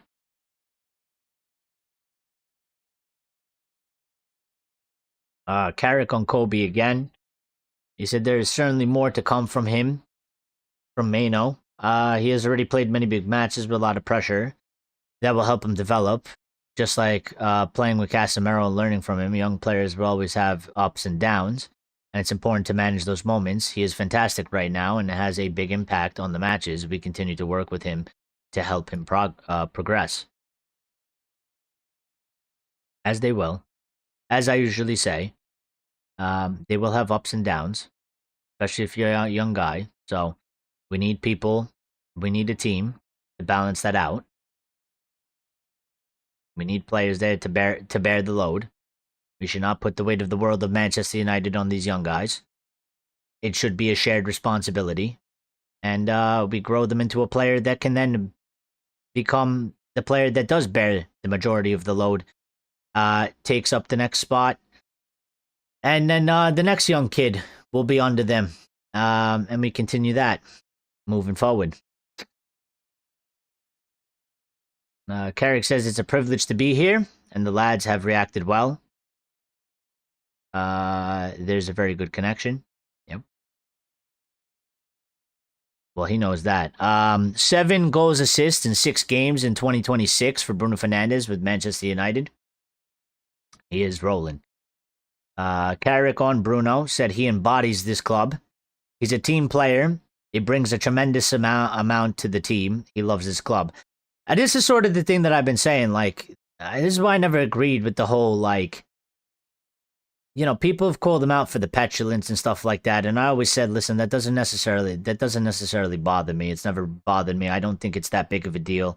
I think some people have made it a bigger deal than it actually is. You know, listen, the players have respected him. He's been the captain. They respect him as the captain. There's been like 3 or 4 different managers. They've all come in. They've all played him. They've all liked him. They all respect him. You know, sure, he's petulant. He's a human being. Sometimes, you know, he's not perfect. Maybe he's blamed the player or two when he shouldn't have blamed the player. Shit happens. You know, Keane was a great captain. Keane didn't get everything right. Keane made mistakes. Keane fucked up as well. So, you know, like, I've always viewed Bruno as a player that he wants to win. He wants to win. He loves this football club. He's made that abundantly clear from the moment he came here. He wants to deliver the things that he can deliver. And he's always given it his all. There's been times where, he wasn't great. There's been times where he's been fantastic. It's the life of a player. But they can never not say he hasn't given this club everything that he can possibly give. And unfortunately, sad time. But in our recent years, excuse me, you can't say that for every fucking player we've had here. So, that might have been the standard 12 plus years ago, but 11 minus years, it has not been, and we have not had all these players do things like that. So,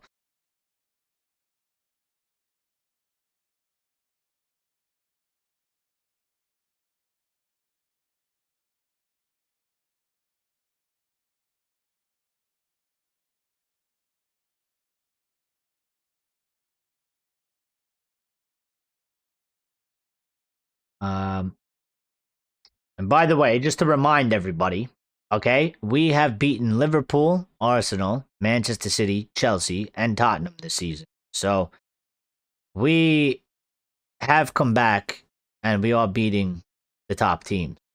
Okay? But there is a reverse leg fixture. We need to get payback for Aston Villa. All right?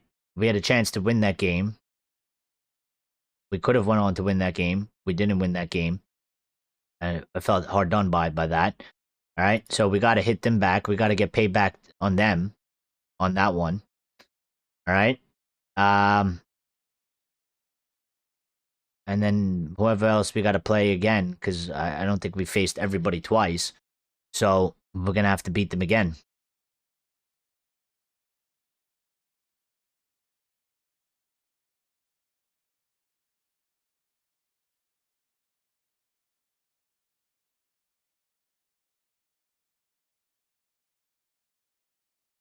But he's making a very strong case, Michael Carrick, for the job. He is. He is.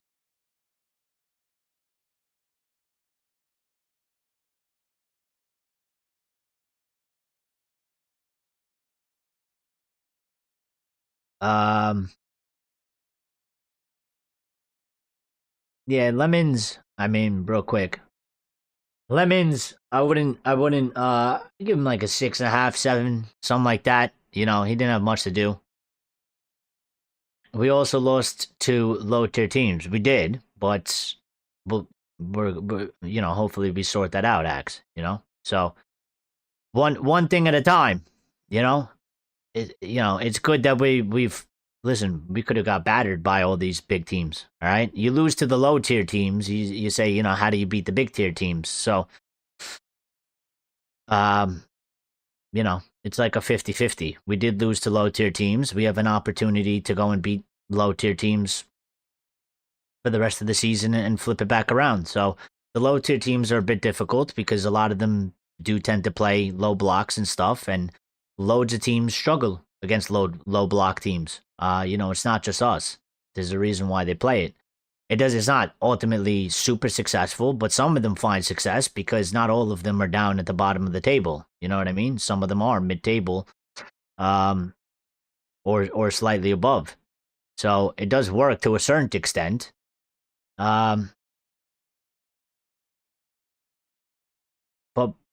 we're moving. So Delo did get an assist and he did play well. So 7.5. Maguire 7.5. Martinez 8. Luke Shaw like a 6.5. Cass 7. Kobe 7.5. 8. He got an assist as well. And Buemo, he scored a goal. Maybe like 7.5. Bruno, I give him a 9. Because I thought he was just class above everybody. Masterclass today by him. Diallo, give him a 7. Cunha, like a 6.5. But today, he did all right. Did all right. Wolves have gotten one back, but I don't think it's going to be enough. 1-3 Chelsea. Arsenal have scored a second, so I think that's done and dusted. Bournemouth Villa still tied 1-1, so hopefully that stays like that for us. So we could go up higher and push them. All right. Max also said, after the end of the war, many heroes are born. I've never actually heard that, but fair play.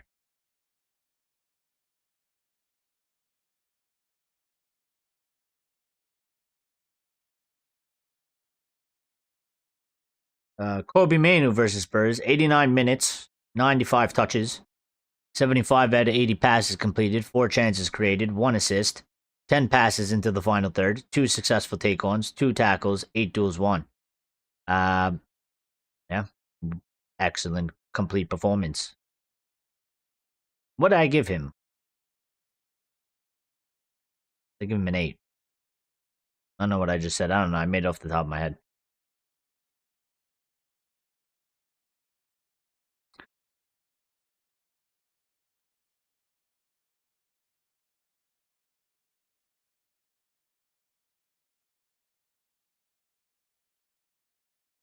You know what's funny though? It's like people are like, we already have more points than we did in the entirety of last season. They said, I can't believe it. It's like, well, listen, as much as you people hate Ruben Amorim and thought he was a shit manager, he was here for most of the season, okay? Carrick's got us 4 wins and 4, and he's got us 12 points. Maybe Ruben wouldn't have necessarily done that, but we were in the position that we were in the position, and I did kind of say that like we were still right there anyway, but when he got sacked, so I just I'm not saying like he would have done what Carrick is doing, but what I'm saying is like people are trying to talk about it in a way that like Michael Carrick has been here for the whole season. It's like we did have another manager. We weren't in necessarily the worst position, because people were at one point, people were speaking like we were in 15th again when we were not. So I was like, it's not like Carrick came in and we were sitting in 12th and he's taken us all the way up the table. You know, he's gotten us the 4 wins. He's cemented us more into a 4th place. We've taken excellent, opportunities, and he's done a really good job. But I said at that time, and I was like, he still had a chance to do it, which is why I was like, let him go to the end of the season. I had no problem with it because we were sitting right there. But some people are just like, like I see this guy made a post saying that we already have more points than we did in the entirety of last season. I can't believe it. I'm like, why can you not believe it? It's not that difficult. I think it was always on par. I mean, it was always there. It was always there to be done. It would have happened at some point, probably under Amorim anyway, because we were performing better, like, than last season. And I don't think how the fuck can you can't perform any worse than we did last season. So it's like, I don't really think it's a point to like bring up to talk about. Like it's like something insane that we've done. And but I don't know. Some of the fans. Do you, I guess, do you? I don't think it's that crazy. I think it was always there. It was always achievable. Um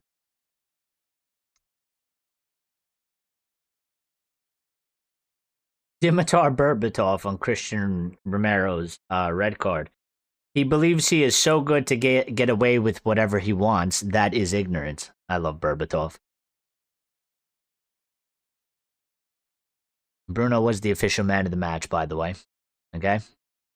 I love Berbatov. He always makes good statements. He's a funny guy. Um,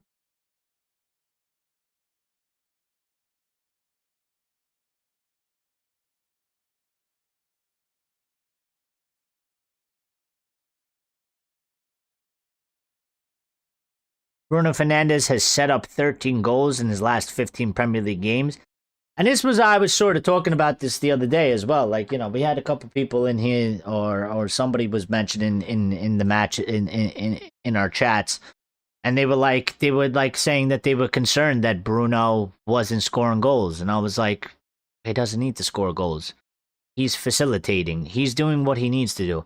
In fact, I went as far as to say I think it's a positive thing if Bruno isn't scoring, because the team is scoring, we're winning matches, and we're not relying on Bruno Fernandes to score and assist. Is it good if he gets a goal? Yeah. Is it good if he adds to the tally? Sure. But if he's not scoring and the team is putting in 2-3 goals a game, I ain't worried. I ain't worried at all. In fact, I'm actually much happier, because there was too many different periods and times. And my father would always say, if Bruno doesn't play good, we play shit. And I always said, yeah, but that's, it's a team fucking issue. That just means that the rest of the team ain't pulling their weight. So if Bruno's not scoring, okay, you would expect him to be assisting, creating chances, because that's literally like, 70, 80% of his position is, that's what you should be doing anyway, facilitating and creating stuff. If we're scoring 2-3 goals and we're winning matches and he's not scoring, not getting on the score sheet, good. It's fine. It's amazing. That means that the other players are doing their thing. It means the other players are putting the ball into the back of the net, and we are not a one-man team anymore. We are actually rounding up to be an actual real team where we have, multiple players that we can rely on. And that, if Bruno just turns up for one match and he has a shit game, the other players can push on to get the job done and get 3 points for us. So, he's setting up goals, and I think it's freeing him up. Like, people have said that, like, he's playing a lot more differently, and some people have credited Amorim for that or whatever, but I just think that it's the players that we have brung in, the money we spent on the attack and redoing the attack, the players around him, he actually trusts them. He actually can sort of rely on them. He's playing, for me, he's playing like a player that no longer feels like he has to do everything himself always at all times. And I used to watch him, and there was far too many games where the team in the match itself, the team overall is doing almost next to nothing, and he gets very tunnel vision. He gets very like, I'm the captain. We're not doing anything. I need to make something happen. And I think it would fuck up his game. Now I think it's the opposite. Now I think he's looking around and he's like, Mbeumo's very good. He likes Cunha. He likes Diallo. And he's like, I no longer have to do this by myself. I can give them the ball. I think even when Sesko comes on, you know what I mean? And when Sesko came on, he was looking for Sesko immediately. A couple times. I think he looks at his teammates around him now and he goes, yeah, these guys, I trust them to help. Like, they can get a job done. And that's very important. I think before, there was too many times where he just felt let down by his teammates, and he just will go into this, I'm captain mode. I want the 3 points. I don't want to lose. I want to win. I want Manchester United I want to help us. And, these guys around me aren't getting it done. I gotta do it. And that would make things worse, because it's not the best thing. You got to play as a team. So, but listen, we are going to get out of here. Okay. Been a good show. Very, very good result. We will be live tomorrow, 8:15 p.m. UK. No double live today. All right. I got things I got to take care of. And I got to do some things. So live tomorrow, 8:15 p.m. UK. Don't be late, because it's not going to be a super long one. There's the Super Bowl, so we'll do a good hour and a half tops. First Sunday show in quite a while. We'll start doing Sunday shows more going forward because NFL is over and Sundays will be free for me. So everybody take care. Be good. Enjoy the win. Enjoy the 3 points. Enjoy the rest of your Saturdays. Enjoy the rest of the whatever football matches are on.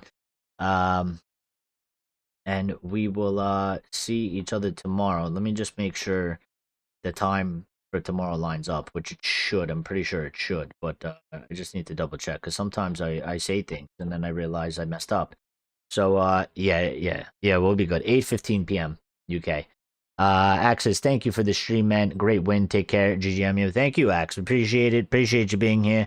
Appreciate the dedication and the support as always. So I'm more than happy to do the stream and sit here and chat with you guys as long as you guys are happy to spend time and come in here, which you do. So you take care. Be good. Stay safe, everybody else. Anybody else that's watching in the background who's got us on, thank you for the support. If you didn't hit the like button, hit the like button on the way out. If you're new and you subscribed, thank you. We appreciate that as well. And just everybody enjoy the rest of your Saturday. We'll see each other tomorrow. Be good, stay safe, and take care.